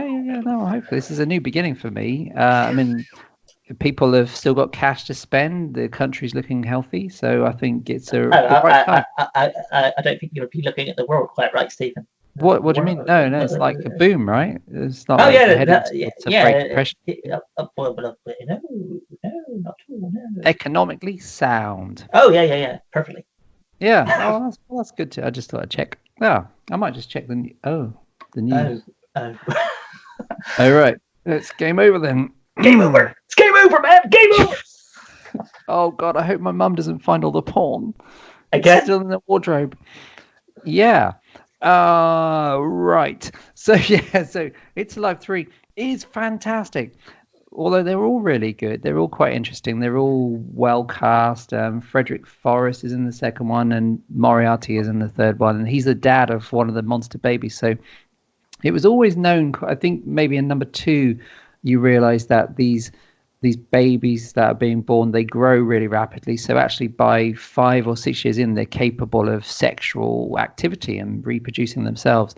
And in the third one, Michael Moriarty is actually, it's kind of a roller coaster performance from him. And he's fantastic in it because the first half, he's very emotional. One of his babies, it's gone to court and he has to bring in his baby in a cage to make his case that he demands that the country provides a safe refuge for these babies, of which there's a few of them, the monster babies, a separate island where they can live rather than them being exterminated, essentially, which is what was happening in number 2.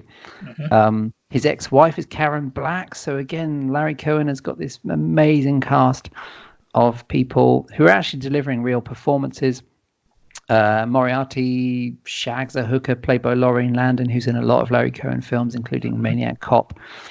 And the kids are quarantined on this secret island. But of course, it attracts the attention of the media and of pharmaceutical companies. So this satirical stuff is underlying the whole thing. And Michael Moriarty's character is being exploited himself. He's lost connection with the movie rights. So there's going to be like books about it that he's getting no money from, and he makes a joke about merchandise, but probably that's going to happen as well. So he ends up working in a shoe shop. Yep, of all places. Where he has to deal with miserable customers and snotty bastard kids. Well, you'll be doing that in this environment. Yeah. Oh, no snot allowed. You'd be exterminated. Witch hunts. Yeah. Yes. Burn them out of town. But in the end, he goes to the island, and it's a very, very bizarre Michael Moriarty performance. There's a massacre. He's the only one left in the end, and he's steering a boat full of mutant babies who are actually quite grown up because they're about 5 years old. And actually, it becomes a weird... he sings sea shanties. This is your one chance to watch Michael Moriarty working in a shoe shop and singing sea shanties. Well, there you go. If you haven't been sold by anything else, you've got to be sold by that. It's also tragic. Oh, it's just brilliant. The It's Alive films really do run that full gamut of emotional stuff you don't expect from a horror film about a mutant baby, and the sarcasm you get when you have Michael Moriarty as your hero. They're fantastic, and they do hold up really well, actually. If I remember correctly, wasn't it Anchor Bay that put the box set out in the UK? I think it's Warner Brothers. I think it was always owned by Warner's. Yeah. They do have each film has a commentary by Larry Cohen, which I've never listened to, but I think would be really worth listening to, but no other extras. So I'm pretty sure it was still Warner's that were putting them out. You might be right. I mean, I have got it, but it's obviously in an area where I can't get to at the moment because I'm obviously sitting here. But well, they're really good films. I know there's a Blu-ray. There's a recent Blu-ray, probably by Scream Factory, that obviously is no good for people like me, but they possibly had a few more extras and they carried over the commentary. But the movies are really worth rewatching. So there's that trilogy of films. And actually, as you just mentioned that, I can see this being put into franchise corners, certainly somewhere along the line. It's Alive, yeah. It would certainly make sense. And just going back to the blaxploitation films, I was correct. It was Black Caesar, but Godfather of Harlem was released theatrically in the UK as Godfather of Harlem, which is funny because I only knew the film as Black Caesar, which is the American title. Oh. And the other blaxploitation film of his was Hell Up in Harlem, which was the sequel to it. So, which has James Brown did the music to the first or at least did the title track to Black Caesar. So yeah, there you go. Whoa. But I suppose other things that suit our genre would be things like Full Moon High, which is a comedy. Oh yeah, I haven't seen that for a long time. I've only seen it once, and I don't remember much about it. I vaguely remember it having bits that you could consider humor. I don't remember much about it. I don't remember it being, like a hilarious movie. Yeah. But isn't it about a basketball player? Yes. Player or so that becomes a werewolf. Basically, it's Teen Wolf. But before Teen Wolf, yeah, that's it. He was ahead of the game. So yeah, there was that, and I think it's kind of his idea of like I was a teenage werewolf, that kind of idea of a movie. Yeah. So there was that, and what's the other? Oh well, I'm surprised we haven't spoke about this yet. We hadn't spoke about God Told Me To. Oh, God Told Me To is great. So, if you don't know about it, this is maybe was it a year or maybe a couple of years after the first It's Alive. So this is a Yes. crime sci-fi horror type movie, which has um, is it an alien or something? I vaguely recall the alien or something that's It making is. people again. I think it's set in New York, isn't it? Yeah, it And is. Yeah. and they are claiming that it was God that was speaking to them. So of course the people were going around committing murders, and that their claim is always that God told me to. Hence the title of the film. Yeah.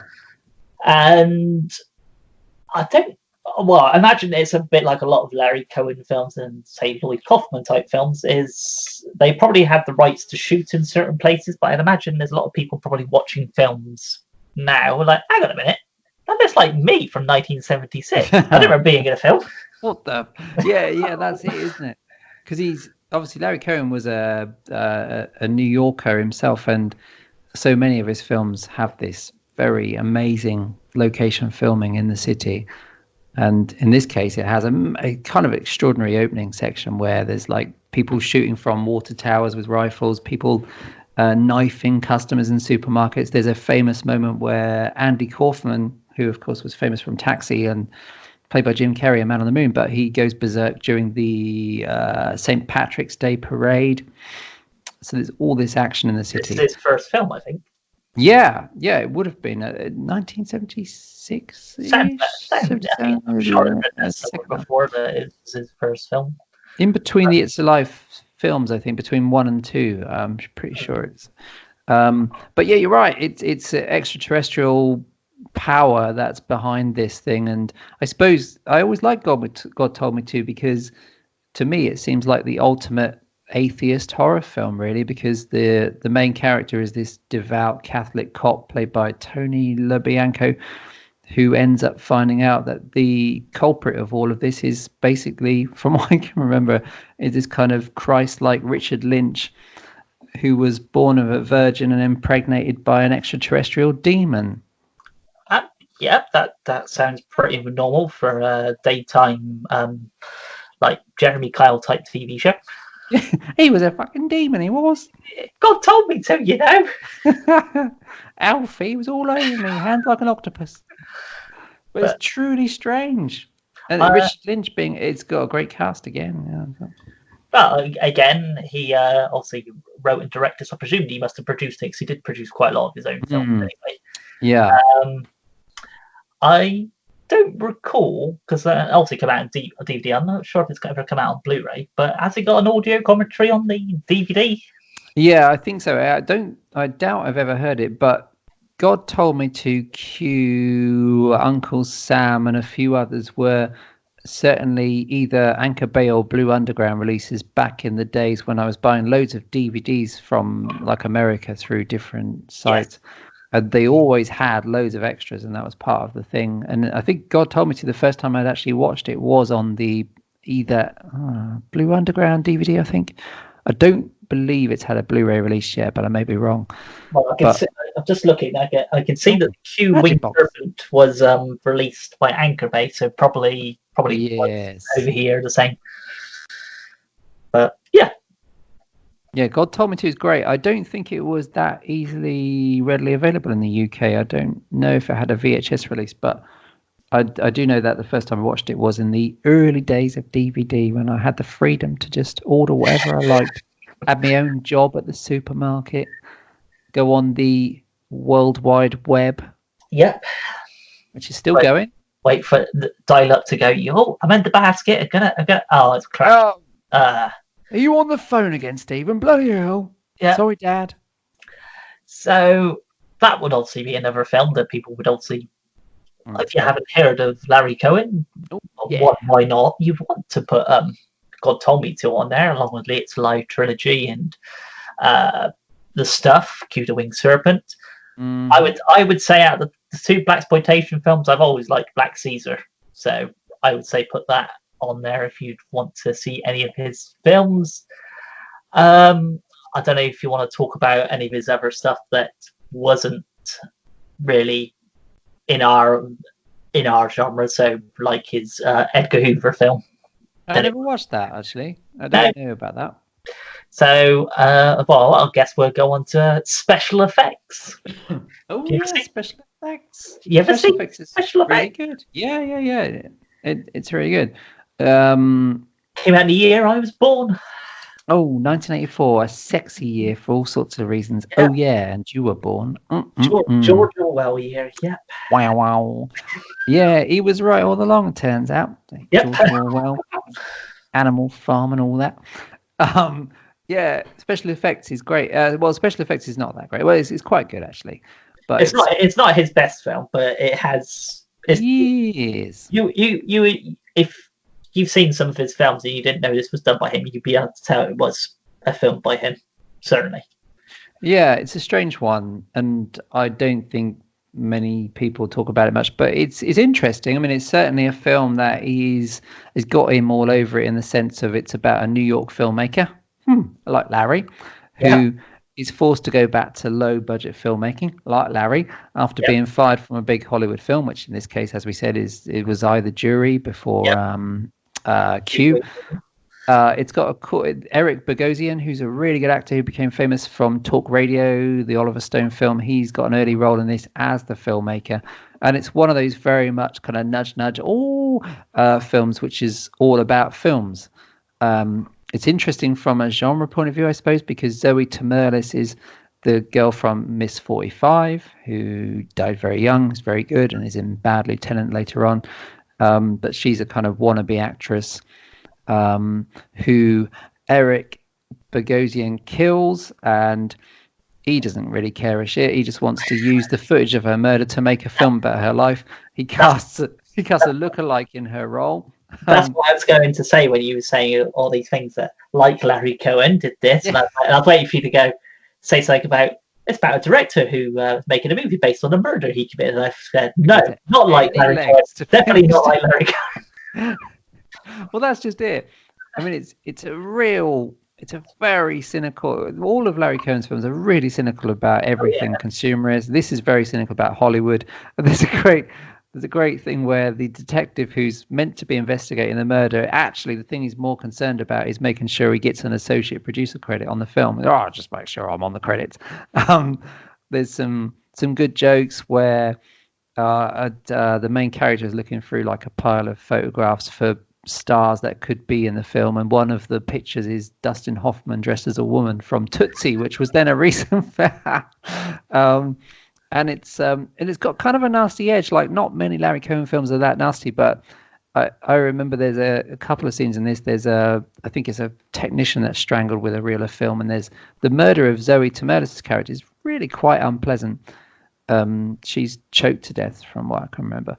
But it's another film about everyone wants to be in show business, and they don't really give a toss about what that means. In this case, murdering somebody just so they can get some fame and money. And it's well played. It doesn't quite work, but it is certainly doing that thing about different layers of reality that would become very common in, after Scream and things like that. It's talking of Scream, did you hear there's going to be another one? Oh God. Yeah. Is Neve Campbell free? Of course she's free. She's got nothing else to do. Steve, as we mentioned in a previous episode, Stephen did write a book about Scream, so I guess he's going to have to do a revised edition when this new film comes out. Oh no. Why? Well, Scream 4 was enough, wasn't it? I think Scream 2 was enough. But there you go. It's just desperate. There's nothing more to say. But yes, that's the thing that's going across the rumor mill at the moment. And I thought, that Stephen had to redo his book then. Which, if you didn't know, Stephen wrote a book about Scream, which is available from Tier Publishing, Devil's Advocates. Should be up on Amazon Prime or Amazon itself and all those little places. You can pick it up. Still available. Support Stephen. Support. Oh, I need a lot of support right now. Thank you. Yeah, thank you. Support Scream. $9.99. Well, might be less. About potentially. Yeah. So but sorry about the sidetrack. Just thought I'd quickly mention that as you mentioned it. Always appreciate it. Yep, and I suppose after special effects, and also we mentioned the stuff at the beginning of this. The stuff. We mentioned It's Alive, which It's Alive. We'll have no choice now. It will have to go into Franchise Corner on the website sooner or later because it's now canon, Steve, and we've not spoken about it. Yeah, and there is a really, really rubbish remake of It's Alive, isn't there? Which was total rubbish, garbage, nonsense. No, I've kind of forgotten it, but I remember it being something I moaned about for an hour and a half. When did it come out? When it came out? I don't remember who made it or who's in it, but it was garbage, just total garbage. While I look that up, I will say the next thing we want to talk about is Return to Salem's Lot, which is a sequel in name more than anything, than as opposed to being a sequel to Salem's Lot, I would have said. Wouldn't you? Oh yeah, completely. Yeah, and I've not watched this for about 30 years. I was going to try and watch it before tonight, but I never got around to it. Why not? I'm sorry, boss. I got plenty of time. I'm ever so sorry. I just had work was hectic, really hectic at work. The school run, the traffic, the traffic. Oh, it's just constant. The world's just never stopping, is it? I mean, if only something could happen that could slow everything down. I have time to watch Return to Salem's. Hang on a minute. What? See you in an hour and a half. Yep. Yeah, but do you know what? Return to Salem's Lot was like you said, one of those in name only sequels that popped up in the 80s, and people tended to slam. But I know at least a couple of people that says it's fantastic, and my vague memory is it is the one with the vampire cows. And it's very much a bit like It's Alive 3. Actually, it very much addresses the fact that it's a film coming out during the mental AIDS paranoia, where everybody got everything wrong, and and it's got Michael Moriarty as the hero, but its connection to Stephen King, I would suggest, very, very restricted, mostly to the point where the title says Salem's Lot. That's about the limit. Yes. But it's great, actually, the fact that I don't think there's anything he directed. The writing stuff's a bit different because he was a writer for hire for decades, started out in TV. But the stuff he directed, as far as I can tell, was all things that he had total freedom to do whatever he liked. He talked his way in, that charismatic devil. Well, I know that Return to Salem's Lot is available on DVD. I don't think it was like some... let's see if I can see it. Yeah. It's on DVD. It's on the shelf. It's not this country, another country. So I don't know if it's actually had a UK release or not. But I mainly picked it up one because my completionist side of me said, "Well, it's like you just said, it's really Stephen King in name only, as opposed to anything else. It's Salem's Lot in name only, more than anything." Yeah. But yeah, it did come out on DVD. I don't know. I suppose it's a lot of these sort of sequels that came out. So, The Birds, Land's End. Will we ever see that on a on a DVD? Fancy. Will Arrow do a fantastic limited edition box set for that? Maybe, perhaps. Oh, I hope so. But yeah, they could do Salem's Lot, but obviously put this on there. Return to Salem's Lot, they could put that on there because it's worth mentioning.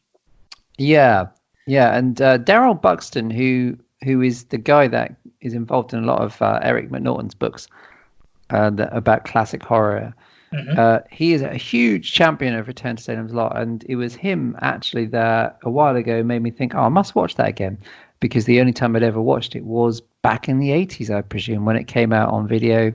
It's released by Warner's, so a lot of Cohen's films were at least distributed by Warner Brothers. Yeah. And it was panned, but the vague memories I have of it is it's really strange. It had a poster with Mr. Barlow on it, but of course Mr. Barlow is nowhere in sight. You do get Michael Moriarty, who's a little different. Yes. Separated at birth. But yeah, that's one to rewatch. I could see somebody putting it out. I mean, the DVD I've got is a legit DVD, but the thing is, I want to say it's an Australian DVD. But But yeah, I could see somebody putting it out because it's like Psycho. Somebody could quite easily put Psycho out with the Bates Motel as the 80s pilot episode thing. Have that come out of it, just because it's something that maybe not a lot of people would have heard of and potentially want to see, just as a like say I've seen it kind of thing. Yeah. Just going back to the It's Alive, I've just looked at the sequel was from 2009. Oh, the remake. Sorry, the remake. Yeah. And it was done by Joseph Rusnak. Oh, Joseph. He did The 13th Floor. Don't recognize anything else really. Popular, action film type stuff, but yeah. I didn't really remember much of that. I just looked at the poster. It's like, nope, still don't remember it. There we go. And I suppose next thing after that would be Deadly Illusion, which was a thriller film which had Billy D. Williams in it, who played Lando Calrissian in the Star Wars films. Oh, Billy D. Yeah, I don't think I've seen Deadly Illusion. I've seen Blind Alley, which. For special effects. I mean, between human special effects.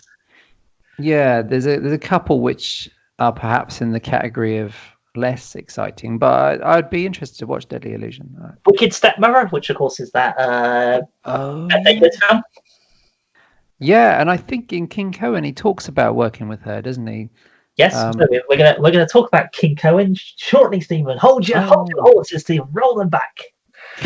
Christ. So Wicked Stepmother is a mother-daughter film. So they're a pair of witches who, obviously it's the 80s, so it's a yuppie family, and they're causing havoc, and I think they share one body, and one lives in a dog or a cat or something. Oh, we've all done it. Yeah, I think that's what it is. I think they share one body. So Betty Davis and I want to say Barbara Carrera was the other person. Oh, Barbara Carrera, yeah. I want to say that I think it's a case of they're sharing one body, so probably Barbara Carrera's character, obviously the young body, not the hot stuff that Betty Davis would have been in 1980. Oh, yeah. But hey, just not my Each to his own. But so I would have said it was her character was the obviously attracting all the men and whatever. And I believe while it's going on, the other part of them would have to go into a cat or a dog or some animal anyway while it's going on. And of course, then it's swapped all the way through. So Betty Davis is obviously the wicked stepmother character, really. But all you really tend to see is Barbara Carrera. Yeah. So, yeah, it's worth watching if you haven't seen it.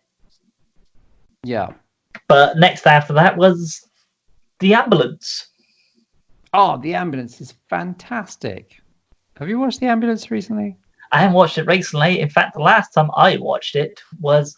Do you remember when there used to be these things called video rental shops? I don't mean when there's DVDs out. I mean actual video. Yeah, that was the last time I watched it. So I would have said 2001 maybe would be the last time I watched it. Oh, God, you're just so 2001. 2001. Such a space odyssey. Oh God, that's so boring, that film. Yeah. Oh, The Ambulance is great. 1990. Oh, that's when it was made and released, and yeah. It stars your favourite person, though. I remember that. Eric Roberts. Actually, I did quite fancy Eric Roberts.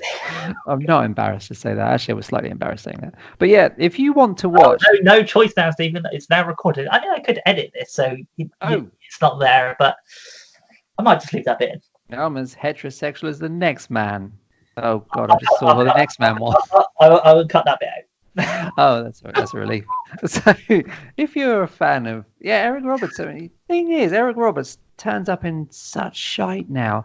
But Eric Roberts is actually a really good actor. And if you ever watch Runaway Train, which is the great action film from the mid-'80s, which is so good. And he's great in it. And John Voight is fantastic. And actually, John Voight as well became this weird leering guy in Anaconda and dubious political opinions. But Eric Roberts, who who in the ambulance wears a bunch of skimpy vests, as you'd want him to, and has the best mullet of 1990. I can't prove that, of course. It's just a speculation. But yeah, no, he's great. The Ambulance is your film to go to if you've seen Runaway Train already and you want some proof that Eric Roberts is worth supporting, because he's fantastic. He's like in The Ambulance, which is again another mad on the street location film in New York City kind of film from Larry Cohen. Yeah. He's a comic book artist. He works for Marvel, which means that long before the Marvel films became the Marvel films, Stan Lee turns up as himself, sort of, although I think in the credits he's just called Marvel Comics editor. That's Stan Lee. But now, of course, later on, Stan Lee was popping up in everything just to kind of with a signpost saying, "I'm Stan Lee." Yeah. But yeah, he really fancies a girl. She collapses in the street. She gets shiftily taken away by this suspiciously fast arriving ambulance. And the whole film is about him trying to figure out where she's gone. And it's like Maniac Cop, which we'll come to. It's a paranoid film about Larry Cohen's distrust of anybody in authority. So cops before, in this case, hospitals. I don't trust anybody, especially doctors. Yes. And he's quite right. You know, in this case, Eric Roberts finds out that a bunch of New Yorkers with diabetes, not Wilford Brimley, though, strangely, are being taken to a special hospital where they're involved in this massive kind of conspiracy, using them as human guinea pigs to make a lot of money, just like the pharmaceutical companies. So yeah, no, it's really good. It's got loads of Cohen regulars. I'm sorry? James Earl Jones is in it. James Earl Jones is mental. Red Buttons is in it. Yeah, James Earl Jones is like the lieutenant that carries on chewing gum even when he's dead. Yes.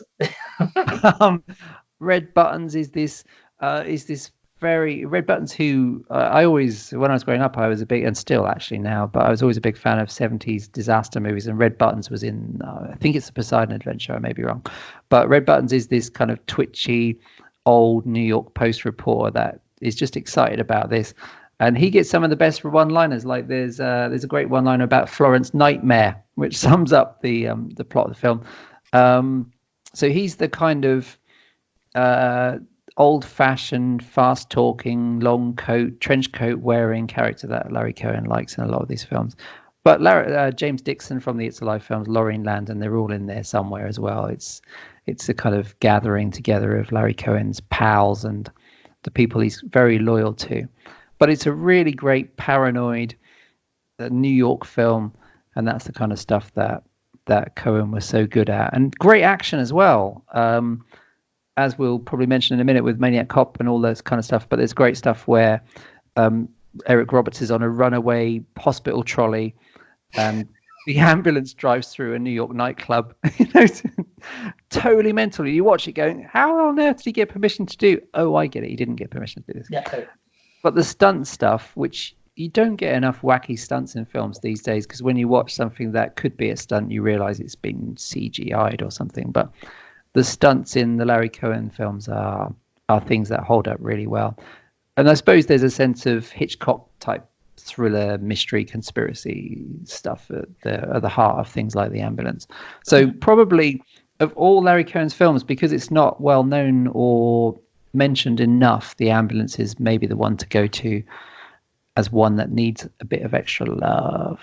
Wait, he's talking of Eric Roberts. Do you remember in the I want to say it's the mid-90s when they were trying to bring Doctor Who back, and it had Paul McGann as the Doctor, and Eric Roberts was in it as the Master. Yeah, of course. I remember watching that, yeah. And I always thought, actually, I quite like this. Obviously, didn't do very well because they were trying to suit it for two different markets. Obviously, the people who are really into Doctor Who, and of course, because it's an American production more than anything, trying to bring in an American market who don't know who Doctor Who is. So it's kind of a mismatch type of thing. But yeah, I always thought Eric Roberts was actually really good as the Master. Yeah.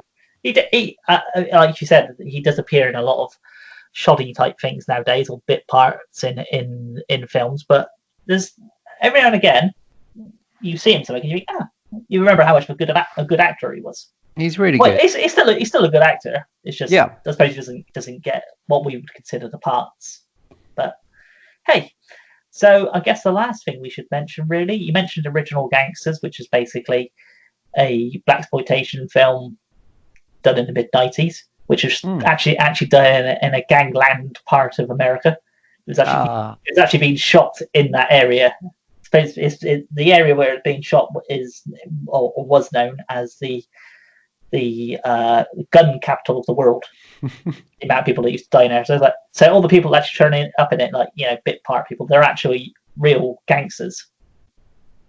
So yeah, why not? I suppose the last thing we need to mention, really, director-wise, would be his Masters of Horror episode, which of course stars Michael Moriarty. Yes, it does. Pick me up. With a big old Brooklyn accent. Oh yes. It's big. Yeah, I see. The thing is, I vaguely remember Masters of Horror getting a bit of a slamming from some people, but actually, don't know about you, but from either of the two series that it had, the majority of them are actually really good. Yeah, I mean, like any TV series of anything, you'll get the one you're kind of not sure about that. Yeah. That one I quite liked. It had Furrows of Bulk in it. Yeah, it does. Yeah, absolutely. And it's got a mad cast. She's like a runaway, isn't she? And she's involved in this. The two maniacs that are part of the plot. Yes, and again, Lauren Landon appears as you would expect her to, because it's a Larry Cohen thing. So as you mentioned, it's a woman, isn't it? She's I think she's traveling alone, isn't she? Then she gets picked up by Michael Moriarty, who is such a friendly fellow in this episode. Certainly somebody you'd want to hang around with, maybe for not too long. Yeah, because Pick Me Up is mad, isn't it? Yeah, absolutely. Yeah. Like Moriarty is this brash New York trucker who's got corpses on meat hooks in the back of his truck. I said somebody you want to hang around with. Always.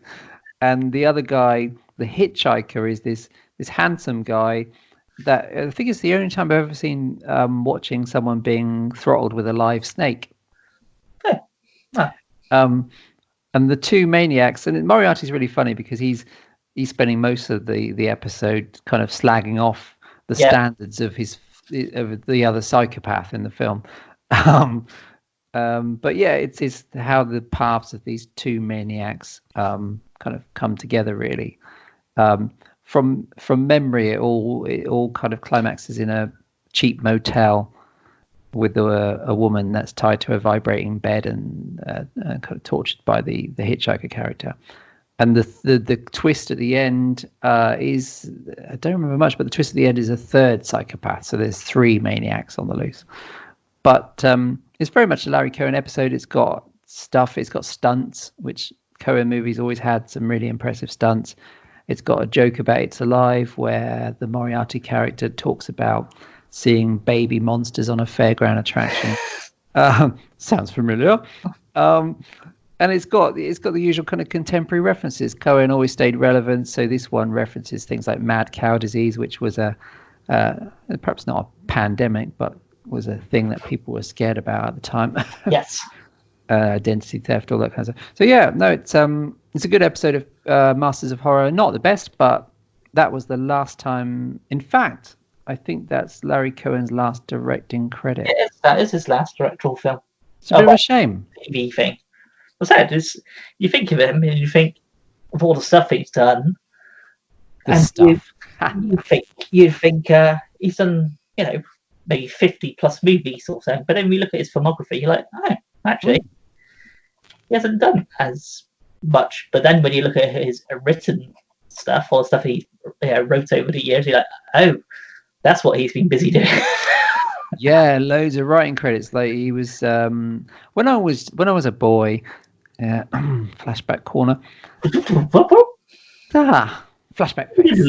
That's my flashback face. That one. When I was a boy, growing up in the wilds of Fakenham, I watched things like Star Trek with my dad, but I also watched The Invaders, which was basically the 60s version of X-Files, where a character called David Vincent would spend every episode trying to convince a bunch of people that there was a conspiracy to cover up alien invasion, and no one believed him, and the aliens basically vanished into dust if he killed them. So he had no evidence. So he was the Fox Mulder of the 60s, and that show was created by Larry Cohen, along with Branded, I think it was. Yeah, he Branded, which very much the main guy in it, who I can't remember his name at the moment, but the guy who was in it, Chuck Connors, just remember what his name is, who was in a lot of like, Western films and stuff like that. But I always known him as the guy who owns the tourist trap in, appropriately named, the Tourist Trap. The film. Oh, Tourist Trap's great, yeah. Yeah, he's the guy who runs the Tourist Trap film in that film, which, you know, obviously compared to all the other things that was in his career, obviously playing this suave, you know, strong American jawed hero, and then in obviously Tourist Trap he's playing a very different character. But I always liked Tourist Trap. It's one of my favourite full moon films. Tourist Trap's really good. Yeah, that's underrated as well. But yeah, he had a huge amount of screenplays. The Phone Booth was a script that he wrote a lot of years earlier. And one of my favourite of those sort of films, you know, stuck in one area type movie. Yeah. I mean, there's been quite a few. Obviously, was it Buried with Ryan Reynolds? Yep. A load of other ones as well, but that's the one most people would probably know of. But yeah, I've always liked Phone Booth because this is the time when Colin Farrell was pretty much anywhere and everywhere. He was in loads of stuff in one time. And in this, he shows his acting chops, and I've always wanted to find out, because it's never been told, who was the person who was originally going to do the voice of the killer. Because the story goes that they hired somebody to do the voiceover, who ended up being Kiefer Sutherland's character, doing the voiceover, but the voice wasn't sinister enough. So he ended up getting Kiefer Sutherland to come in, which then would have been sort of beginning of 24, would it? Around that sort of time. Yeah. So he came in and did the voiceover, and his voice worked perfectly for that film. Yeah, kind of sinisterly and sarcastically saying all these things to Colin Firth. Completely different film. Colin Farrell. Yeah. Hello, want to shoot me? Oh, lovely. Okay. I don't remember that in Mamma Mia. Just let me get Bridget Jones on the phone first. I think actually the original voice was, I did check it a while ago, the original voice, which wasn't quite menacing enough, was the actor Joe Pasquale. Oh yeah, I would have kept Joe Pasquale. That's fine, wouldn't it? Yeah. I think Bobcat Goldthwait auditioned. Yeah, why not? Phone Booth was great. Phone Booth, actually, although it was directed by old Joel Schumacher, Phone Booth is the kind of film that could easily have been directed by Larry Cohen, because it has that same thing where they shot it on the streets of New York in a kind of guerrilla style. It's set in real time. It's kind of got that one wobbly camera work, and it feels like it's very current and very of the moment. So yeah, Phone Booth's really good. And I guess other than it was Captivity. That's something he did, which. Oh, that's awful, isn't it? It must have been a rewrite. Yeah, I would have thought so. Hang on, just look on IMDb. I'm trying to remember what the woman was in it. It's Alicia Cuthbert. Oh yeah, from 24. Yeah, 24. Yeah. So maybe he's the first person to write the screenplay, and then of course they have rewrites. But there's a couple of people listed, so it might just be a case of he obviously did the story, and of course other people come in, studio come in and go, we don't want that. Here's a completely different film now. Just a title. Cellular, which has got nothing to do with Phone Booth, but that's another thing. Yeah. I suppose our last talking point, really, other than the thing we would talk at the end, which is King Cohen, we should probably talk about those little known films. Have you ever heard of Maniac Cop? Maniac Cop. It's like Psycho. Yeah. He's a maniac instead.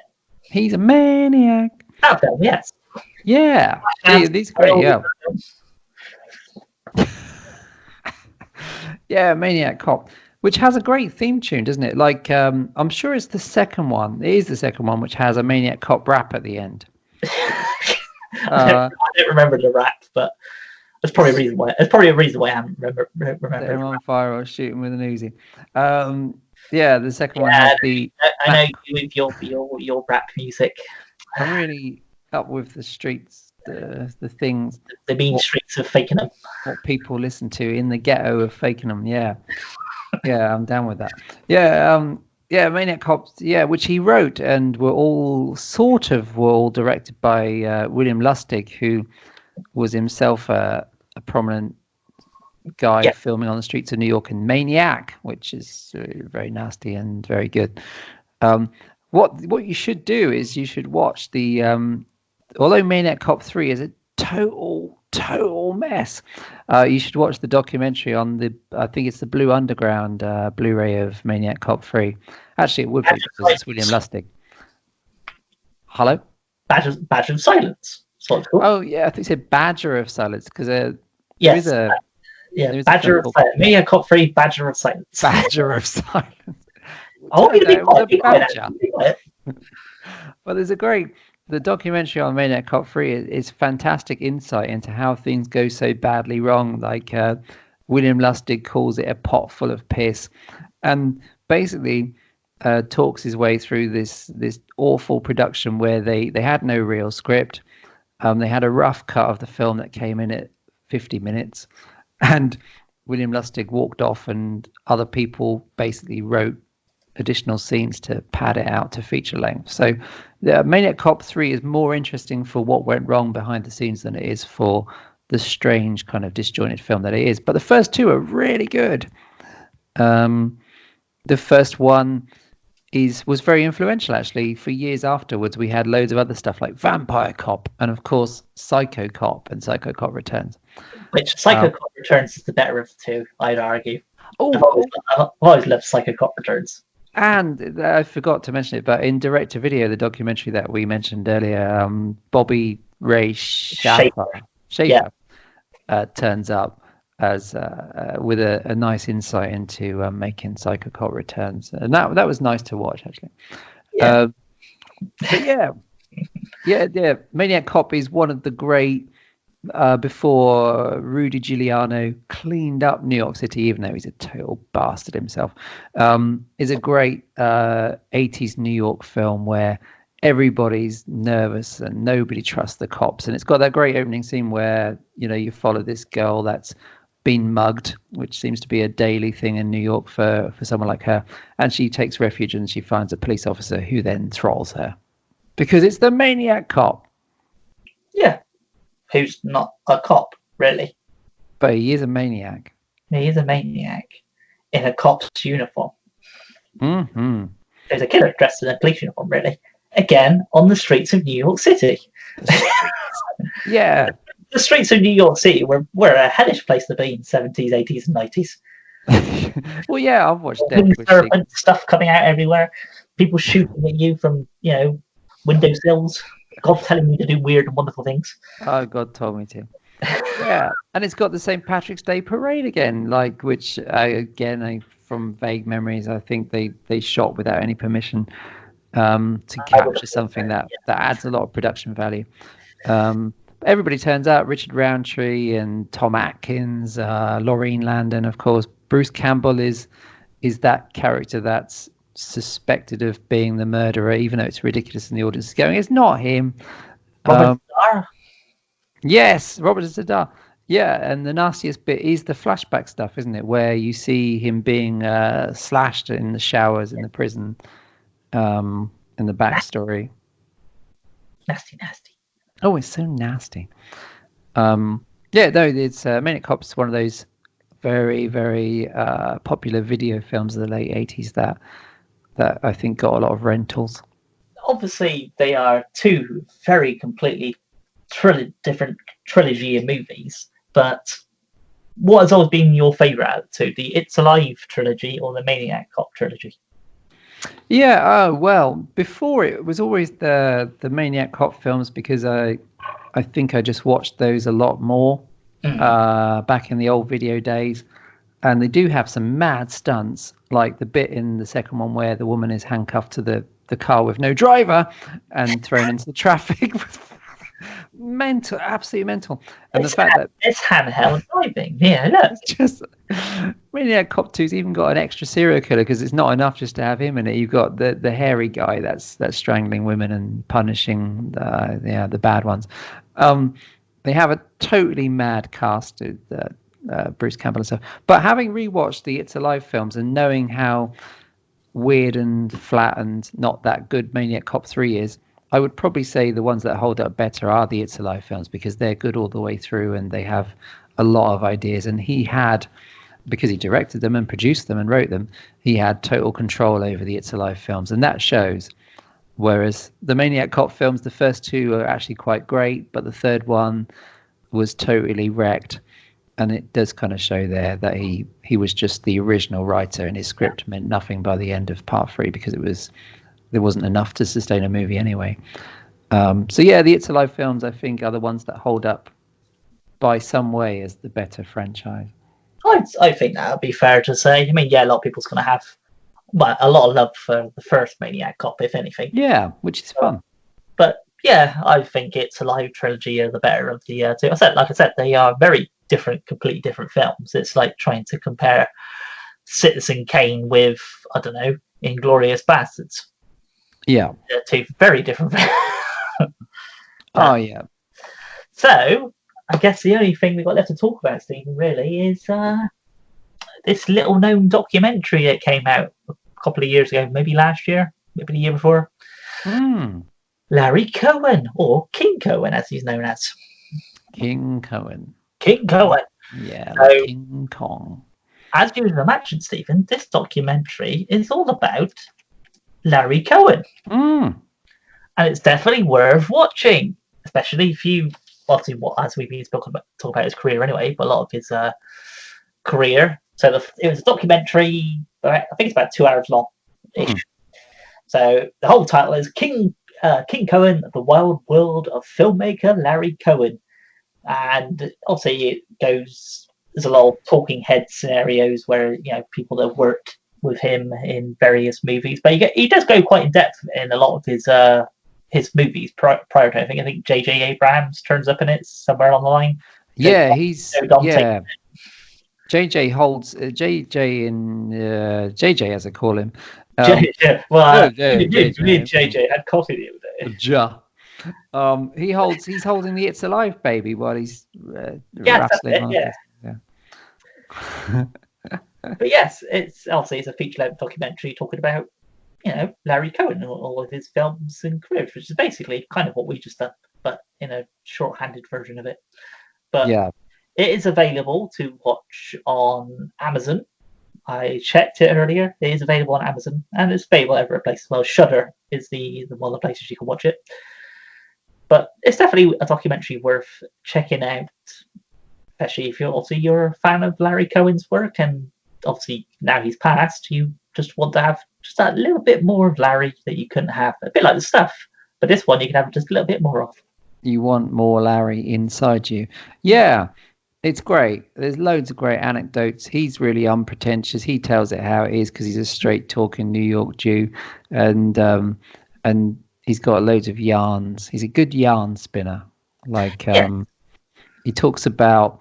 He's really excited because he talks about getting loads of shots of people panicking on the streets of New York, but only because basically by doing their big action scene on top of the Chrysler Building, a lot of people on the streets below thought that the actors firing machine guns were terrorists that were attacking the city. So, brilliant. The story with the Chrysler Building is always that they were allowed to shoot in it, shoot the film in it, but it was only allowed to go up so far. But of course, nobody was actually watching what they were doing, part of the building. So they kind of went, well, we'll just go up a little bit higher, and a little bit higher, and a little bit higher. Oh, we'll just use these bits while we're here as well. And as nobody's paying attention, and of course they probably watch the film. Hang on a minute, we didn't give them permission to do it. It's brilliant. And there's some great stuff in there. It's like a lot of the people that used to do films. Well, it still happens now. People if they can get away with shooting something there and then without having the permission to do something, do it before somebody comes along and tells you can't do it. Yeah, like they said, you like the St. Patrick's Parade in God Told Me To. You obviously you get a good looking scene, which doesn't cost you anything because obviously you're not doing it for you haven't paid anybody to have the license to be able to do it. You're just doing it because it's there and it makes your film look bigger than what it actually is. Yeah. So, yeah. So overall, Larry Cohen was a master of cinema, Stephen. He really was, and the thing in the documentary is that it's very touching because he's someone that gave work to people that weren't getting work. And Bette Davis in Wicked Stepmother, who had basically had a stroke and was dying of cancer, he gave her a role when nobody else was employing her. And the hilarious thing about Q, which is that he was fired from either jury, but by being fired, he was determined to get another movie shot and finished before either jury was released. So he went out and thought, "Oh, fuck it," and made Q. Yeah, either jury and Q came out in the same. In the same. It's on the audio commentary of Q the Winged Serpent. He talks about it and he says that he made the film, and both films came out at exactly the same time, exactly the same week. And his film was Q the Winged Serpent was being shown in a cinema 2 blocks away from where either jury was being shown in a different cinema down the road. So that's kind of funny in a way. You go, "Oh, watch the Larry Cohen. Oh, actually, I'll watch this one and pop down there at 10 o'clock. Watch the other one." Right. So yeah, I think that's fantastic. But there we go. So yeah, that's the stuff, Stephen. That's the stuff, and all about Larry Cohen. And I think we've given people enough about Larry. Oh, you can never have too much now. You know, he was really fascinated by how angry babies are when he made It's Alive, and that makes it. Babies do look angry, don't they? All red-faced and defecating. Yeah, but lying in their own filth. Yeah, well, they're not supposed to be really lying, and it should be. Parents should be responsible and looking after them properly. Oh, that's true. Yeah, I suppose that's. But there we go. So I guess it was time to wrap this up, Stephen, for this episode. Yeah. There's a lot to do. Got to get to work in the morning. Oh, I forgot. We'll carry on for another 6 hours then. Go to the shop. Oh no, that's closed. I'm sure there is something to do tomorrow. So no.